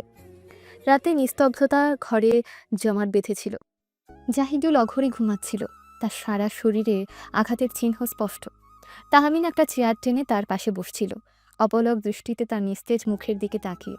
কিছুক্ষণ আগেও জাহিদুলের ব্যথায় কাতরানো মুখ আর চাপা গোগানি শুনে তার বুক ভেঙে যাচ্ছিল, যে মানুষটা দিনের পর দিন তাকে কঠোর আর নির্মম কথা শুনিয়েছে, আজ তার এমন অসহায় অবস্থা দেখে তাহমিনার চোখে জল ভরে উঠেছিল। ঘৃণা আর ক্ষোভের বদলে এক ধরনের ছাপা কষ্ট অনুভব করছিল সে। হঠাৎ জাহিদুলের ঠোঁট নড়ে উঠল। শুকনো ঠোঁট চাটতে দেখে তাহমিনা বুঝল সে পানি চাইছে। সাবধানে এক গ্লাস জল এগিয়ে ধরল সে, নিজের হাতে জাহিদুলের মুখের কাছে তুলে ধরল। জাহিদুল চোখ না খুলে অল্প অল্প করে জল পান করল। জল খাওয়া শেষ হলে একটা স্বস্তির নিঃশ্বাস ফেলল। তাহমিনা গ্লাস নামিয়ে রাখার আগে জাহিদুল হঠাৎ করেই তার হাত ধরে ফেলল। ঠান্ডা দুর্বল হাতের অপ্রত্যাশিত স্পর্শে তাহমিনা চমকে উঠল। জাহিদুল তখনও চোখ বন্ধ করে যেন ঘুমের ঘোরে তার হাত ধরে রেখেছে। স্যার। তাহমিনা আলতো করে ডাকল। জাহিদুল কোনো উত্তর দিল না। তার হাতে গ্রিপ ক্রমশ শক্ত হচ্ছিল। এক মুহূর্তের মধ্যে সে তাহমিনার হাত ধরে হেঁচকা টানে নিজের বুকের উপর টেনে নিল। তাহমিনা হতভম্ব হয়ে পড়ে রইল। অপ্রত্যাশিত এই ঘটনায় সে দিশেহারা হয়ে নিজেকে ছাড়ানোর চেষ্টা করল। ভয়ে তার গলা কাঁপছিল। তাহমিনা ফিসফিস করে বলল, ছাড়ুন আমাকে, কি করছেন? কিন্তু জাহিদুল যেন কিছুই শুনতে পেল না। তার বাহু তাহমিনাকে আরও শক্ত করে জড়িয়ে ধরল। তাহমিনা ধস্তাধস্তি করতে লাগলো। তার দুর্বল শরীর জাহিদুলের শক্তিশালী বাঁধনের কাছে অসহায় হয়ে পড়ল। তার মনে ভয় আর দ্বিধা একাকার হয়ে গেল। এই সেই মানুষটা যে কিছুক্ষণ আগেও যন্ত্রণায় কাতরাচ্ছিল, এখন তার মধ্যে এত শক্তি এলো কোথা থেকে? নিজেকে ছাড়াতে না পেরে একসময় ক্লান্ত হয়ে পড়ল তাহমিনা। জাহিদুলের বুকের ধুকপুক তার কানে আসছিল। তার গরম নিঃশ্বাস তাহমিনার চুলের উপর পড়ছিল। এক অদ্ভুত অসহায়তায় তাহমিনা ধীরে ধীরে জাহিদুলের বুকের উপর এলিয়ে পড়ল। তার চোখের পাতা ভিজে গিয়েছিল। শরীরের ক্লান্তি আর মনে এক রাশ প্রশ্ন। কখন যে তার চোখের পাতা ঘুমে ঠেকে গেল সে নিজেও টের পেল না। সকালবেলা জাহিদুলের ঘুম ভাঙল এক নতুন পরিবেশে। পরিচিত সিলিংয়ের বদলে একটা সাধারণ গ্রামের বাড়ির ছাদ তার চোখে পড়ল। সে পাশ ফিরতে গিয়ে দেখল তার বুকের উপর কেউ ঘুমাচ্ছে। বিস্ময়ে তার চোখ বড় হয়ে গেল। এ তো তাহমিনা। তাহমিনা শান্তভাবে তার বুকের উপর ঘুমিয়ে আছে। তার লম্বা চুল এলোমেলোভাবে জাহিদুলের বুকের উপর ছড়ানো। তার মুখের শান্ত ঘুমন্ত ভঙ্গি জাহিদুলকে এক অপার্থিব শান্তি এনে দিল। রাতের অন্ধকারে কি ঘটেছিল তার অস্পষ্ট কিছু স্মৃতি জাহিদুলের মনে উকি দিল। সে কি সত্যিই তাহমিনাকে জড়িয়ে ধরেছিল? কেন? তাহমিনার মুখের দিকে তাকিয়ে জাহিদুলের মনে এক অদ্ভুত অনুভূতি জাগল। এই মেয়েটা কাল রাতে নিজের জীবন বিপন্ন করে তাকে বাঁচিয়েছে, নিজের বাড়িতে আশ্রয় দিয়েছে। এটা জানা সত্ত্বেও যে ওকে তার বাড়িতে নিয়ে এলে এই বাড়িতে হামলা হওয়ার সম্ভাবনা আছে। তার সরল মুখ আর ক্লান্ত ঘুমন্ত ভঙ্গি জাহিদুলের ভেতরের কঠোরতাকে যেন কিছুটা হলেও গলিয়ে দিল। জাহিদুল সাবধানে হাত বাড়িয়ে তাহমিনার মুখের উপর থেকে এক গাছি চুল সরিয়ে দিল। ভোরের আলোয় তাহমিনার মুখের প্রতিটি রেখা স্পষ্ট দেখা যাচ্ছিল। তার ভেজা চোখের পাতা দেখে জাহিদুল বুঝতে পারল কাল রাতে সে অনেক কেঁদেছে। কেন? তার কি ভয় লেগেছিল, নাকি তার জন্য কষ্ট হচ্ছিল? জাহিদুলের বুকের ভেতর এক অজানা তোলপাড় শুরু হলো। এই অসহায় মেয়েটির প্রতি তার মনে কি সত্যি অন্য কোনো অনুভূতি জন্ম নিচ্ছে? যে ঘৃণা আর তিক্ততা দিয়ে তাদের সম্পর্কের শুরু হয়েছিল তা কি ধীরে ধীরে অন্য কোনো দিকে বাঁক নিচ্ছে? তাহমিনা তখনও গভীর ঘুমে আচেতা। সকালে যখন তাহমিনার ঘুম ভাঙল, প্রথম অনুভূতি ছিল উষ্ণতা আর এক অচেনা আরাম। চোখ খুলে যা দেখল তাতে মুহূর্তের জন্য তার শ্বাস বন্ধ হয়ে গেল। সে জাহিদুলের বুকের উপর শুয়ে আছে। তার মুখ জাহিদুলের কাঁধের কাছে, আর জাহিদুলের একটা হাত আলতোভাবে তার পিঠের উপর রাখা। রাতের অস্পষ্ট স্মৃতিগুলো ধীরে ধীরে তার মনে ভিড় করতে শুরু করলো। জাহিদুলের আঘাত পাওয়া, তার সেবা, আর তারপর এই অপ্রত্যাশিত ঘনিষ্ঠতা। লজ্জায় তার গাল মুহূর্তে লাল হয়ে উঠল। দ্রুত নিজেকে ছাড়িয়ে নেওয়ার চেষ্টা করলো সে, কিন্তু জাহিদুলের হাত তখনও তার পিঠের উপর স্থির। ঘুম ভেঙেছে? জাহিদুলের গম্ভীর কণ্ঠস্বর তার কানের কাছে ভেসে এলো। তার স্বরে ঘুম জড়ানো আলসেমি মাখা ছিল। তাহমিনা থমকে মুখ তুলল। জাহিদুল জেগে তার দিকে তাকিয়ে আছে। তার চোখে এক গভীর অচেনা দৃষ্টি। সে দৃষ্টিতে কোনো রাগ বা বিরক্তি ছিল না, বরং এক ধরনের মুগ্ধতা খেলা করছিল। স্যার, আমি... তাহমিনা আমতা আমতা করে কথা বলতে পারল না। তার মুখ লজ্জায় আরও লাল হয়ে গেল। স্যার, কখন? জাহিদুল তার হাতের স্পর্শ আলতো করে বাড়িয়ে তাহমিনার গালের উপর রাখল। তার স্পর্শে এক ধরনের উষ্ণতা ছিল যা তাহমিনার শরীরে মৃদু কাঁপুনি ধরালো। তুমি কাল রাতে আমার অনেক যত্ন নিয়েছ। জাহিদুল বলল, তার কণ্ঠস্বর যেন আগের চেয়ে অনেক নরম। আমার জীবন বাঁচিয়েছ। তাহমিনা মাথা নিচু করে বলল, আপনিও তো রাস্তায়, যদি কিছু হয়ে যেত? তার গলা ধরে এলো। জাহিদুল তার চিবুক ধরে আলতো করে মুখ তুলল। তাদের চোখাচোখি হলো। সেই মুহূর্তে দুজনের মনে এক অন্যরকম অনুভূতি ঢেউ খেলিয়ে গেল। চারপাশের নীরবতা যেন তাদের হৃদস্পন্দনের ভাষাকে আরো স্পষ্ট করে তুলছিল। তাহমিনা, জাহিদুল ফিসফিস করে ডাকল। তার দৃষ্টি তাহমিনার চোখের পাতায় স্থির। তুমি তুমি কি ঠিক আছো? তাহমিনা তার চোখের দিকে তাকিয়ে রইল, যেন সম্মোহিত হয়ে গেছে। তার ভেতরের সব দ্বিধা, সব ভয় মুহূর্তে উধাও হয়ে গেল। সে শুধু অনুভব করছিল জাহিদুলের উষ্ণ স্পর্শ আর তার গভীর চাহানি। হ্যাঁ স্যার, আমি ঠিক আছি। ধীরে ধীরে জাহিদুল তার মুখ তাহমিনার মুখের কাছে নিয়ে এলো। তাহমিনা চোখ বন্ধ করে ফেলল। তাদের ঠোঁট আলতোভাবে স্পর্শ করলো একে অপরের। সে প্রথম চুম্বন ছিল অপ্রত্যাশিত, স্নিগ্ধ আর গভীর। দুজনের ঠোঁটের স্পর্শে যেন এক নতুন সম্পর্কের বীজ অঙ্কুরিত হলো। কয়েক মুহূর্ত পর তারা একে অপরের থেকে সামান্য সরে এলো। তাহমিনার গাল তখনও লজ্জায় রাঙা, কিন্তু তার চোখে এক নতুন আলো ঝিলমিল করছিল। জাহিদুলের চোখেও ছিল এক গভীর মুগ্ধতা, যা আগে কখনো দেখা যায়নি। ধন্যবাদ। জাহিদুল আবারও বলল, তার কণ্ঠস্বর আবেগ আপ্লুত। আমার জন্য এত কিছু করার জন্য। তাহমিনা মৃদু হেসে মাথা নিচু করল। কিছুক্ষণ নীরবতার পর জাহিদুল উঠে বসল। আমাদের অফিসে যাওয়া উচিত, দেরি হয়ে যাচ্ছে। তাহমিনা মাথা নেড়ে সম্মতি জানালো। তাদের মধ্যে গতকালের সেই তিক্ততা আর বিদ্বেষ যেন কোথাও হারিয়ে গেছে। দুজনের মনে এক নতুন অনুভূতি বাসা বেঁধেছে, যার নাম হয়তো ভালোবাসা। তারা নীরবে তৈরি হলো। জাহিদুল তার আঘাতের জায়গাগুলোতে হাত রাখছিল, তখনও হালকা ব্যথা অনুভব করছিল। তাহমিনা তার দিকে উদ্বেগের সাথে তাকিয়েছিল। আপনি কি খুব কষ্ট পাচ্ছেন স্যার? জাহিদুল তার দিকে তাকিয়ে হাসল। একটু তো লাগছে, তবে এখন আর তেমন না। তোমার পাশে থাকলে সব ঠিক হয়ে যাবে। তার ঠোঁটের কোণে এক হালকা হাসি রেখা দেখা গেল। তাহমিনা লজ্জায় মুখ নামালো। এই প্রথম জাহিদুল তার সাথে এমন নরম ভাষায় কথা বলল, এমন আন্তরিকভাবে হাসলো। তারা একসাথে অফিসের দিকে রওনা হলো।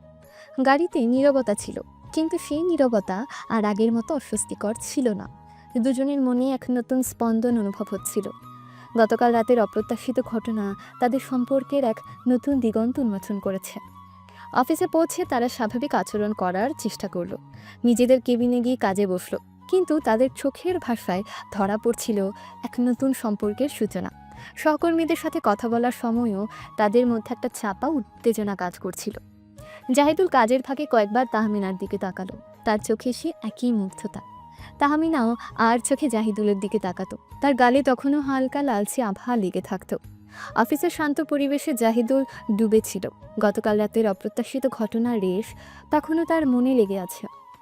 তাহমিনার প্রতি এক নতুন অনুভূতি তার হৃদয়ে ধীরে ধীরে জায়গা করে নিচ্ছে। কিন্তু সে ভালো লাগার রেশ কাটতে না কাটতে এক ভয়ঙ্কর খবর তার কাছে এলো। তার নিজস্ব সূত্রে জাহিদুল জানতে পারল তার উপর রাতের অন্ধকারে যে আক্রমণ হয়েছিল, তার পেছনে কলকাঠি নেড়েছিল তারই সৎ ভাই আবির। রাগে তার রক্ত টকবক করে উঠল। প্রতিশোধের আগুন তার চোখে জ্বলতে শুরু করলো। সে আবিরকে উচিত শিক্ষা দেওয়ার জন্য ছক কষতে শুরু করার আগেই ঘটল সে অপ্রত্যাশিত ঘটনা। তাহমিনা হঠাৎ তার বাবার অসুস্থতার কারণে বাড়িতে গিয়েছিল, কিন্তু সন্ধ্যা হয়ে যায়, সে ফেরে না। জাহিদুল তাকে অনেকবার কল করে, কিন্তু সে কলও তোলে না। প্রথমে জাহিদুল ভেবেছিল হয়তো শরীর খারাপ লাগছে, কিন্তু রাত বাড়ার সাথে সাথে তার চিন্তা বাড়তে লাগলো। তাহমিনার ফোনও বন্ধ ছিল। অফিসের অন্য কর্মীদের কাছে খোঁজ নিয়েও কোনো সন্ধান পাওয়া গেল না। জাহিদুলের মন খারাপ হতে শুরু করলো। এক অজানা আশঙ্কায় তার বুক ধুকপুক করতে লাগলো। ঠিক তখনই তার ফোন বেজে উঠল। অচেনা নাম্বার। বিরক্তি নিয়ে ফোন ধরলো জাহিদুল। হ্যালো। ওপাশ থেকে আবিরের ঠান্ডা কণ্ঠস্বর ভেসে এলো। কেমন আছিস বড় ভাই? জাহিদুল চিনতে পারলো। রাগে তার শরীর কাঁপতে লাগলো। আবির, তুই? আশ্চর্য, এত তাড়াতাড়ি ভুলে গেলি? কাল রাতের অ্যাকশনটা কেমন লাগলো? আবিরের গলায় শ্লেষ ছড়ছিল। জাহিদুল দাঁতে দাঁত চেপে বলল, তুই কি মনে করিস আমি জানি না ওরা তোর কাজ ছিল? আবির হাসতে হাসতে বলল, বাহ, তাহলে তো বেশ বুদ্ধিমান হয়ে গেছিস। তবে আমার আসল খেলা তো এখনো বাকি। জাহিদুলের বুকের ভেতরটা ছ্যাদ করে উঠল। ফেনী থেকে যথাসম্ভব শান্ত রাখার চেষ্টা করে বলল, কি চাস তুই? আবির যেন আকাশ থেকে পড়ল এমন ভাব করে বলল, কি চাই? আরে বাবা, এত তাড়াতাড়ি ভুলে গেলি? তুই আমার কাছ থেকে আমার ভিটেমাটি কেড়ে নিয়েছিস, আর আমি চুপ করে থাকবো? জাহিদুল কঠিন স্বরে বলল, ওটা আমার প্রাপ্য ছিল। তোকে আর তোর মাকে অনেক সুযোগ দেওয়া হয়েছিল। হ্যাঁ, অনেক সুযোগ। আমার মাকে অপমান করে আমাকে লাথি মেরে বাড়ি থেকে বের করে দেওয়ার সুযোগ। আবিরের গলায় ঘৃণা স্পষ্ট। তবে এখন প্রতিশোধের পালা, আর সেই প্রতিশোধ আমি নেব তোর সবচেয়ে দুর্বল জায়গায় আঘাত করে। জাহিদুলের কপালে চিন্তার ভাঁজ পড়ল। আমার দুর্বল জায়গা? আবির বিটকে হেসে বলল, অবশ্যই, তোর ওই নতুন সেক্রেটারি কি যেন নাম? ও হ্যাঁ, তাই মিনা, সে এখন আমার খাতায় বন্দি। কেমন লাগছে খবরটা? জাহিদুলের পায়ের তলার মাটি যেন সরে গেল। অবাক হয়ে বলল, তাহমিনা, তুই ওকে? ঠিক ধরেছিস ভাই, আমার লোকজন তাকে তুলে এনেছে। এখন সে আমার চোখকে ঠান্ডা করছে, কিছুক্ষণ পর হয়তো আবার শরীরকে। হা হা হা, বুঝতেই তো পারছিস। আবিরের গলায় চরম নিষ্ঠুরতা। জাহিদুল রাগী চিৎকার করে উঠল। তুই সাহস কি করে পেলি ওর দিকে হাত বাড়ানোর? আবির ঠান্ডা গলায় বলল, সাহস? যার সব কেড়ে নেওয়া হয়েছে তার আর হারানোর কি থাকে ভাই? তবে হ্যাঁ, তোর এখনো অনেক কিছু হারানোর আছে, যেমন। জাহিদুল চুপ হয়ে গেল। তার মাথায় যেন আকাশ ভেঙে পড়ল। যদি তুই তাইমিনাকে অক্ষত অবস্থায় ফেরত পেতে চাস, তাহলে মন দিয়ে আমার কথা শোন। তোর নামে থাকা সমস্ত সম্পত্তি আর আমার ভিটেমাটি সহ আমার নামে লিখে দিতে হবে। রাজি? জাহিদুল কিছুক্ষণ কোনো কথা বলতে পারল না। তার একপাশে প্রতিশোধের আগুন জ্বলছে, অন্য পাশে তাহমিনার মুখ ভেসে উঠছে। জাহিদুল দাঁতে দাঁত চেপে বলল, তুই যদি ওর একটা চুলো স্পর্শ করার চেষ্টা করিস। আবির হেসে বলল, ও চিন্তা করিস না, আমি এতটাও অধৈর্য নই। তবে সময় নষ্ট করার মতো আমার হাতে বেশি সময় নেই। হয় তুমি রাজি হও, নয়তো আমি তাইমিনার রূপে অধৈর্য হয়ে পড়ব। আর আমি যদি একবার অধৈর্য হয়ে পড়ি, তাহলে বুঝতেই পারছিস তোর সোনার পাখির সাথে কি হতে পারে। আবিরের কণ্ঠস্বর ভয়ানক শোনালো। তাহমিনা কোনো এক গোডাউনে বন্দী। আবিরের কথাগুলো অস্পষ্টভাবে শুনতে পাচ্ছিল। তার মনে ভয় আর উদ্বেগ একাকার হয়ে গিয়েছিল। জাহিদুল কি রাজি হবে? তার সব সম্পত্তিকে একটা সামান্য মেয়ের জন্য ছেড়ে দেবে? তার তো অনেক শত্রু, অনেক প্রতিদ্বন্দ্বী। এত সহজে কি সে দুর্বলতা দেখাবে?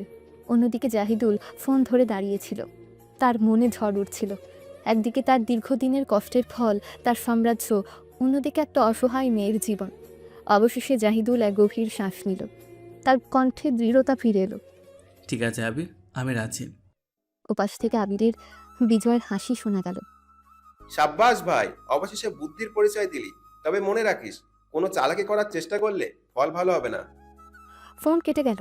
জাহিদুল পাথরের মতো দাঁড়িয়ে রইল। তার মনে তখন একটাই চিন্তা, তাহমিনাকে যে কোনো মূল্যে বাঁচাতে হবে। তার সম্পত্তি, তার অহংকার, সবকিছু তুচ্ছ। এই প্রথম জাহিদুল বুঝতে পারল তার জীবনে সত্যি মূল্যবান কিছু আছে, আর তা হলো তাহমিনা। তাহমিনা অন্ধকারে বসে ভাবছিল, জাহিদুল কি সত্যিই রাজি হয়েছে? তার সব সম্পত্তি ছেড়ে দেবে শুধু তাকে বাঁচানোর জন্য? তার মনে এক গভীর বিশ্বাস জন্মালো, জাহিদুল হয়তো বাইরে থেকে কঠোর, দাম্ভিক, কিন্তু তার ভেতরে কোথাও এক গভীর ভালোবাসা লুকিয়ে আছে, যা আজ তার কাজের মাধ্যমে প্রকাশ পেল। টেলিফোনের সংযোগ বিচ্ছিন্ন হওয়ার পর জাহিদুল পাথরের মতো দাঁড়িয়ে রইল। তার মস্তিষ্কে যেন ঝড় বয়ে যাচ্ছে।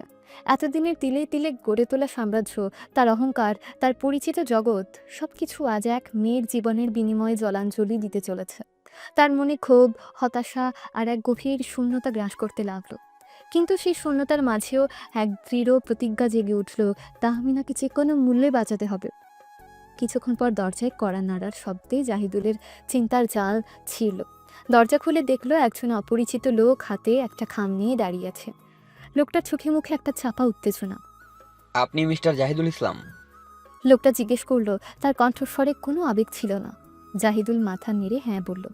লোকটা খামটা তার হাতে ধরিয়ে দিয়ে বলল, আবির সাহেবের নির্দেশক, এটা আপনাকে এক্ষুনি সাইন করতে হবে। জাহিদুল খাম খুলে দেখল সাদা কাগজের উপর আইনি ভাষায় সম্পত্তির হস্তান্তরের দলিল। তার চোখ বুলিয়ে গেল প্রতিটি শব্দে। তার বুকের ভেতরটা যেন কেউ নিংড়ে নিচ্ছে। এত সহজে, এত নিঃশব্দে তার জীবনের সব অর্জন অন্যের হাতে তুলে দিতে হবে? লোকটা অধৈর্য হয়ে বলল, সময় নেই মিস্টার ইসলাম, আবির সাহেবের কড়া নির্দেশ, এটা এক্ষুনি সাইন করে দিতে হবে। জাহিদুল কলম হাতে নিল। তার হাত কাঁপছিল। একবার তার মনে হলো এই সবই হয়তো একটা দুঃস্বপ্ন। পরক্ষণে আবিরের ঠান্ডা কণ্ঠস্বর আর তাহমিনার ভয়ার্থ মুখ তার চোখের সামনে ভেসে উঠল। আর কোনো দ্বিধা রইল না। কলমের ডগা কাগজের উপর স্পর্শ করল। প্রতিটি অক্ষর যেন তার হৃদয়ের রক্ত দিয়ে লেখা হচ্ছে। সই করা শেষ হলে লোকটা কাগজটা হাতে নিল। ধন্যবাদ মিস্টার ইসলাম, আবির সাহেবকে জানানো হবে। লোকটা চলে গেল। জাহিদুল শূন্য দৃষ্টিতে দরজার দিকে তাকিয়ে রইল। তার মনে হচ্ছিল তার শরীরের শেষ রক্তবিন্দুটিও যেন কেউ শুষে নিয়েছে। কিছুক্ষণ পর জাহিদুলের ফোন আবার বেজে উঠল। স্ক্রিনে আবিরের নম্বর ভেসে উঠল। অনিচ্ছা সত্ত্বেও ফোন ধরল জাহিদুল। সই করেছিস? আবিরের কণ্ঠস্বরে বিজয়ের হাসি স্পষ্ট। জাহিদুল কোনো উত্তর দিল না, তার গলা যেন শুকিয়ে কাঠ হয়ে গেছে। ভালো ছেলে, এবার তাহলে তোমার পিয়ারে তাহমিনাকে ফেরত পাওয়ার অপেক্ষা করো। তুই কি কথা দিচ্ছিস ওকে অক্ষত অবস্থায় ফিরিয়ে দিবি? জাহিদুলের কণ্ঠে মিনতি ঝরছিল। আবির অট্ট হাসিতে ফেটে পড়ল। কথা? আমি কি তোর মতো বোকা নাকি যে শত্রুকে এত সহজে ছেড়ে দেব? তবে হ্যাঁ, পেপারটা হাতে না পাওয়া পর্যন্ত ওর গায়ে একটা আঁচও লাগবে না, চিন্তা করিস না। ফোন কেটে গেল। জাহিদুল হতাশ হয়ে চেয়ারে বসে পড়ল। আবিরের কথায় তার মনে সামান্য আশার আলো জেগে উঠলেও লোকটার হাসি তার সমস্ত বিশ্বাস ভেঙে চুরমার করে দিল। তাহমিনা একটা অন্ধকার পরিত্যক্ত গুদাম ঘরে বন্দি ছিল। ভয়ে তার শরীর থরথর করে কাঁপছিল। আবিরের লোকেরা তার উপর কড়া নজর রাখছিল। কিছুক্ষণ আগে সে আবিরের অস্পষ্ট কথাবার্তা শুনতে পেয়েছিল, সম্পত্তির কাগজ, জাহিদুলের সই। তার মন এক অজানা আশঙ্কায় ভরে উঠল। জাহিদুলকে সত্যিই তার জন্য এত বড় ত্যাগ স্বীকার করবে? হঠাৎ আবির ঘরে প্রবেশ করল। তার চোখে এক কুৎসিত লালসা। তাহমিনা ভয় কুঁকড়ে গেল। কেমন আছো সুন্দরী? আবির হেসে বলল। তার দৃষ্টি তাহমিনার সর্বাঙ্গে ঘুরতে লাগলো। তাহমিনা চিৎকার করে উঠল। তুমি আমাকে ধরবে না। আবির এগিয়ে এসে তার হাত ধরল। আহ, এত তেজ! একটু পরে সব ঠান্ডা হয়ে যাবে। তাহমিনা প্রাণপণে নিজেকে ছাড়ানোর চেষ্টা করতে লাগলো, কিন্তু আবিরের শক্তি ছিল অনেক বেশি। তার মনে জাহিদুলের কথা ভেসে উঠল। সে কি সত্যিই তার জন্য সব ছেড়ে দিয়েছে? যদি তাই হয় তাহলে তাকে যে কোনো মূল্যে নিজেকে রক্ষা করতে হবে। আবিরের নোংরা স্পর্শে তাহমিনার শরীর ঘৃণায় রি করে উঠল। সে বুঝতে পারছিল আবির তার দেওয়া কথা রাখেনি। সম্পত্তির কাগজ হাতে পাওয়ার পরেও সে তার আসল রূপ দেখাতে শুরু করেছে। তাহমিনা মরিয়া হয়ে শেষ পারের মতো চেষ্টা করল। তার নখ আবিরের গালে আঁচড় কাটল। আবির চিৎকার করে উঠল এবং রাগে তাহমিনাকে সজোরে ধাক্কা মারল। তাহমিনা মেঝেতে পড়ে গেল। তার মাথা ঘুরে উঠল। আবির হিংস্র দৃষ্টিতে তার দিকে তাকিয়ে বলল, এত সাহস! এর ফল তোকে ভুগতে হবে। সে তাহমিনার দিকে এগিয়ে এলো, তার চোখে পাশবিক লালসা। তাহমিনা অসহায়ভাবে কাঁদতে লাগলো।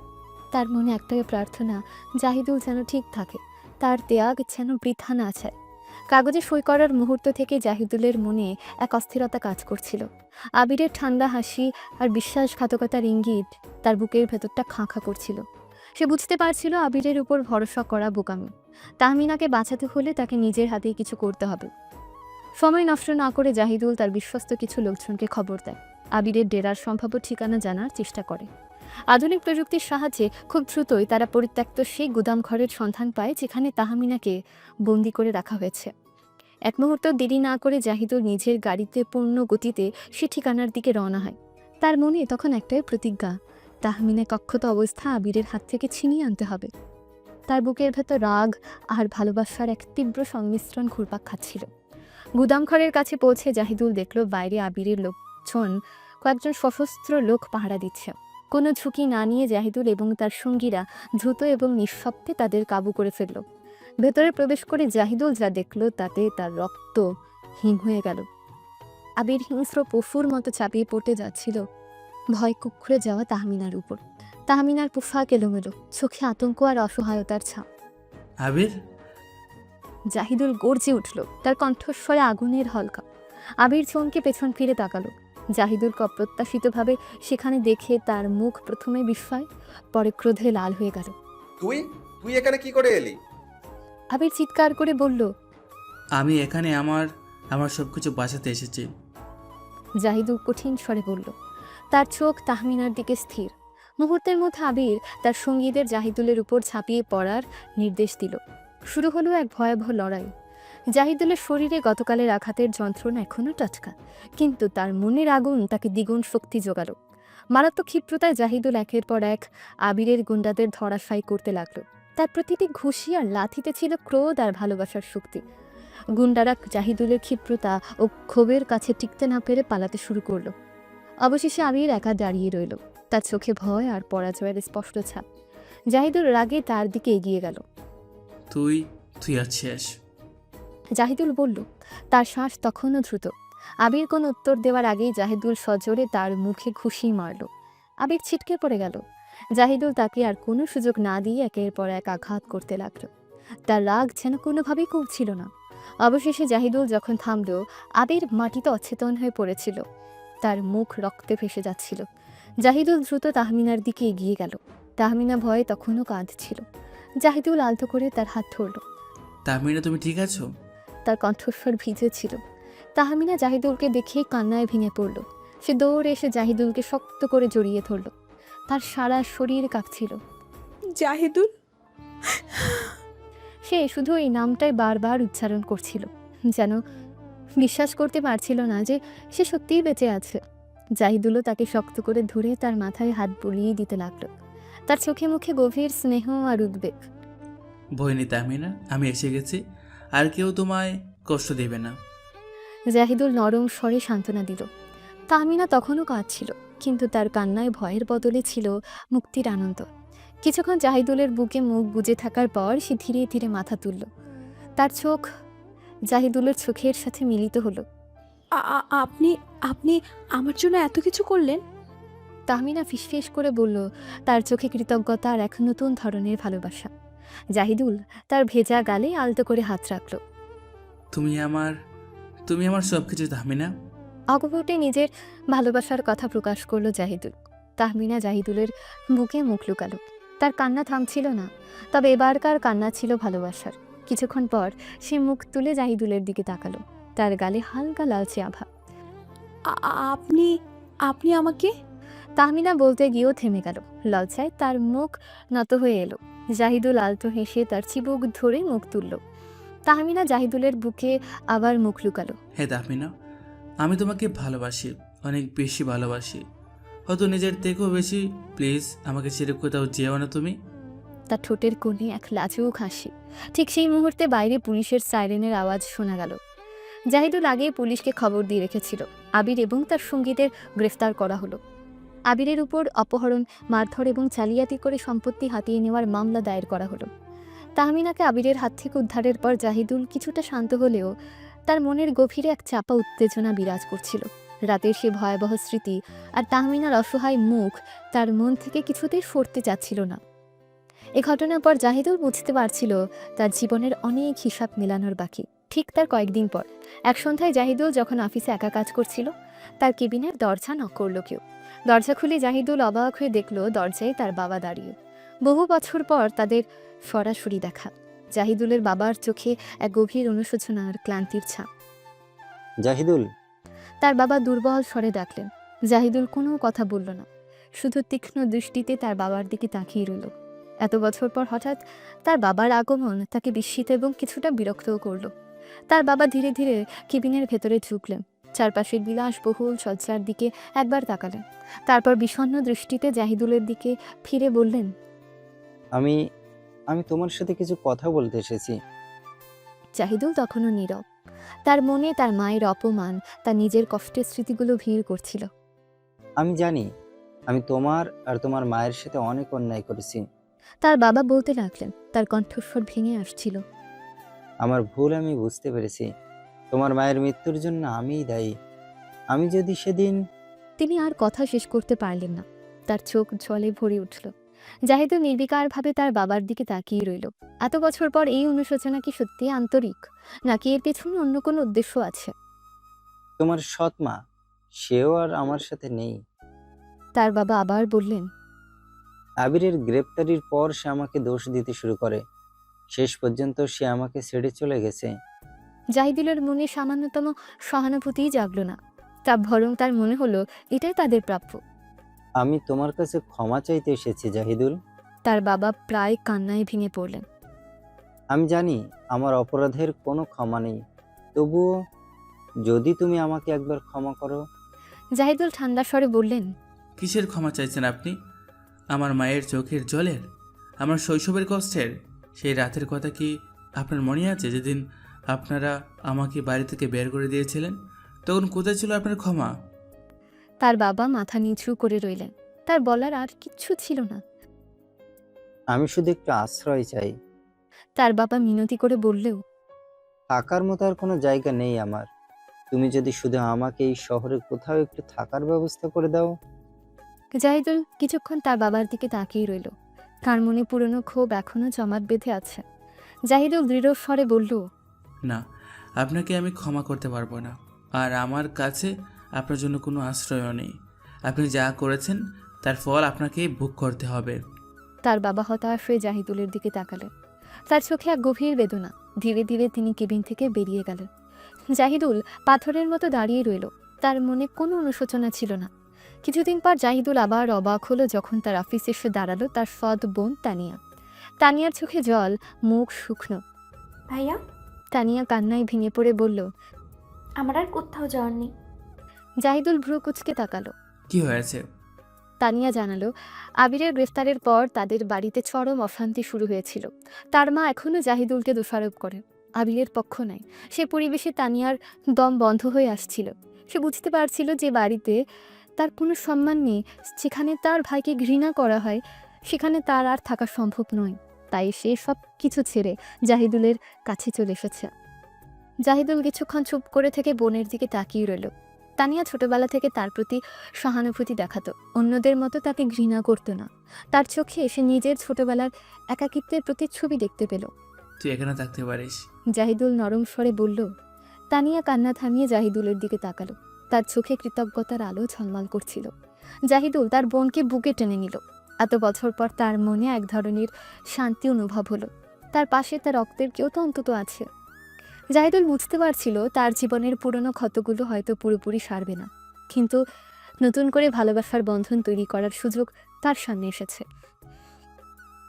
তাহমিনা আর তানিয়া, এই দুজন মানুষ তার জীবনে এক নতুন আলো নিয়ে এসেছে। অতীতের অন্ধকার সরিয়ে ভবিষ্যতের দিকে তাকানোর সাহস জুগিয়েছে। সকল ঝড় ঝাপটা পেরিয়ে অবশেষে জাহিদুল আর তাহমিনার শুভ পরিণয় সম্পন্ন হলো। আজ চৌধুরী বাড়ি ঝলমল করছে নতুন আলোয়, যেন বহু বছর পর আনন্দের বন্যা ফিরে এসেছে এই প্রাচীন প্রাসাদে। পুরো বাড়িটিকে রাজকীয় সাজে সাজানো হয়েছে। রঙিন আলো আর ফুলের সুগন্ধে মমও করছে চারদিক।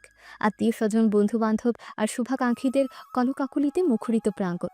দ্বিতীয়বারের মতো চৌধুরী বাড়ির বধূ হয়ে এসেছে তাহমিনা। লাল বেনারসি, সোনার গয়না আর ফুলের মালায় সেজে উঠেছে সে। তার চোখে মুখে লাজুক হাসি আর হৃদয়ে নতুন জীবনের স্বপ্ন। তাদের বাসর ঘরটিকে বিশেষভাবে সাজানো হয়েছে। গোলাপ আর রজনীগন্ধার সুবাসে ভরে উঠেছে ঘর। হালকা আবছা আলো এক স্বপ্নীল পরিবেশ তৈরি করেছে। খাটের উপর নরম ফুলের বিছানা, পাশে রাখা সুগন্ধি মোমবাতি আর একরাশ মুগ্ধতা যেন অপেক্ষা করছে নবদম্পতির জন্য। ধীরে ধীরে দরজা খুলে প্রবেশ করলো ঘরে জাহিদুল। শেরওয়ানির উপর জরির কাজ, গলায় ফুলের মালা, তাকে যেন কোনো রাজপুত্রের মতো দেখাচ্ছে। দরজার কাছে দাঁড়িয়ে কিছুক্ষণ অপলক দৃষ্টিতে তাহমিনার দিকে তাকিয়ে রইল সে। নতুন বধূবেশী তাহমিনাকে দেখে তার হৃদয় প্রেমে ভরে উঠল। তাহমিনা ঘোমটা টেনে খাটের একপাশে বসেছিল। জাহিদুলের আগমন টের পেয়ে তার সারা শরীরে মৃদু কাঁপুনি ধরল। লজ্জায় তার মুখ আরও লাল হয়ে গেল। জাহিদুল ধীরে ধীরে এগিয়ে এসে খাটের পাশে বসল। আলতো হাতে তাহমিনার ঘোমটা সরিয়ে তার মুখ দেখল। তুমি আজ সত্যি অপসরের মতো সুন্দর। জাহিদুল মুগ্ধ স্বরে বলল। তাহমিনা লজ্জায় চোখ নামিয়ে ফিস করে বলল, আপনিও? জাহিদুল হাসল। সেই হাসিতে ছিল গভীর ভালোবাসা আর কৃতজ্ঞতা। এত ঝড়ঝাপটা পেরিয়ে আজ আমরা এক হলাম, বিশ্বাস হচ্ছে না। তাহমিনা মাথা নেড়ে বলল, আমারও মনে হয় যেন স্বপ্ন দেখছি। জাহিদুল আলতো করে তাহমিনার হাত ধরল। এটা স্বপ্ন নয় তাহমিনা, এটা সত্যি, আমাদের নতুন জীবন। তাদের মধ্যে কিছুক্ষণ নীরবতা বিরাজ করল, কিন্তু সেই নীরবতা ছিল গভীর ভালোবাসায় পরিপূর্ণ।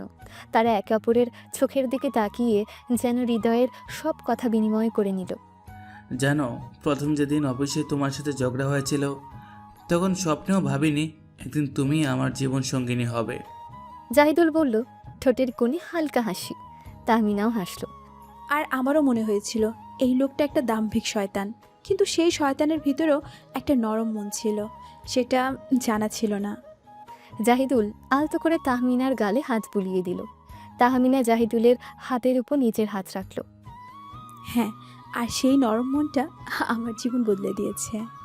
তাদের চোখে মুখে ভালোবাসার আভা ছড়াচ্ছিল। জাহিদুল ধীরে ধীরে তাহমিনার আরও কাছে এলো। তাদের নিঃশ্বাস একে অপরের স্পর্শ অনুভব করল। আমি তোমাকে ভালোবাসি তাহমিনা। জাহিদুল আবেগ আপ্লুত স্বরে বলল, আমিও আপনাকে অনেক ভালোবাসি। তাহমিনা ফিসফিস করে উত্তর দিল। তার চোখ ভালোবাসার জালে চিকচিক করছিল। জাহিদুল আলতো করে তাহমিনার ঠোঁটে তার ঠোঁটে স্পর্শ করল। সেই চুম্বন ছিল গভীর, আবেগপূর্ণ আর তাদের দীর্ঘ প্রতীক্ষার অবসান। তাদের ঠোঁটের স্পর্শে মিশে গেল দুজনের হৃদয়ের সব ভালোবাসা, সব স্বপ্ন। ধীরে ধীরে সেই চুম্বন আরও গভীর হলো। জাহিদুল তার বাহু দিয়ে তাহমিনাকে আরও কাছে টেনে নিল। তাদের শরীরের প্রতিটি স্পর্শে যেন ভালোবাসার এক নতুন কবিতা রচিত হচ্ছিল। রাতের নিস্তব্ধতা ভেঙে তাদের গভীর শ্বাস প্রশ্বাসের শব্দ ভেসে আসছিল। তাদের মিলন হলো এক পবিত্র বন্ধনে, যেখানে শরীর আর মন একে অপরের সাথে মিশে গেল। ভালোবাসার সেই উষ্ণ আলিঙ্গনে তারা খুঁজে পেল তাদের নতুন জীবনের পরম আশ্রয়। চাঁদের আলো তাদের মিলিত দেহের উপর পড়ল, যেন কোনো মিলিত আশীর্বাদ। সেই রাতে জাহিদুল আর তাহমিনা শুধু দুটি শরীর ছিল না, তারা ছিল দুটি আত্মা যারা দীর্ঘ পথ পেরিয়ে অবশেষে এক হয়েছে। তাদের ভালোবাসার গল্প যেন চৌধুরী বাড়ির দেওয়ালে দেওয়ালে প্রতিধ্বনিত হতে লাগলো, এক নতুন শুরুর গান গেয়ে উঠল। শ্রোতার হৃদয়ে ভালোবাসার এক অনাবিল মুগ্ধতা ছড়িয়ে দিয়ে পর্দা নামলো তাদের সুখী জীবনের নতুন অধ্যায়ের উপর। তো এরই সাথে এই আজকের অসাধারণ গল্পটি শেষ হলো। তো আজকের গল্পটি আপনাদের কাছে কার কাছে কেমন কেমন লেগেছে, কোন জায়গায় একটি ইমপ্রুভমেন্ট হতে পারতো বলে আপনাদের মনে হয়, তা অবশ্যই আমাদেরকে কমেন্ট করে জানিয়ে দেবেন। এবং আপনাদের পুরো গল্পটিতে কোন জায়গাটা আপনাদের সবচেয়ে বেশি স্পেশাল মনে হয়েছে তাও কিন্তু আমাদেরকে কমেন্টে জানিয়ে দিতে ভুলবেন না। তো দেখা হচ্ছে অন্য কোনো নতুন গল্পে, সুন্দর গল্প, ইন্টারেস্টিং গল্পে। ভালোবাসার রোমাঞ্চকর গল্পগুলো শুনতে আমাদের চ্যানেলটিকে সাবস্ক্রাইব করে দেবেন যদি নতুন হয়ে থাকেন, এবং পাশে বেল বাটনটিও প্রেস করে দিতে ভুলবেন না। তো দেখা হচ্ছে অন্য কোনো নতুন গল্পে। সে পর্যন্ত সবাই ভালো থাকবেন, সুস্থ থাকবেন, ভালোবাসতে থাকবেন, ভালোবাসায় থাকবেন। আল্লাহ হাফেজ।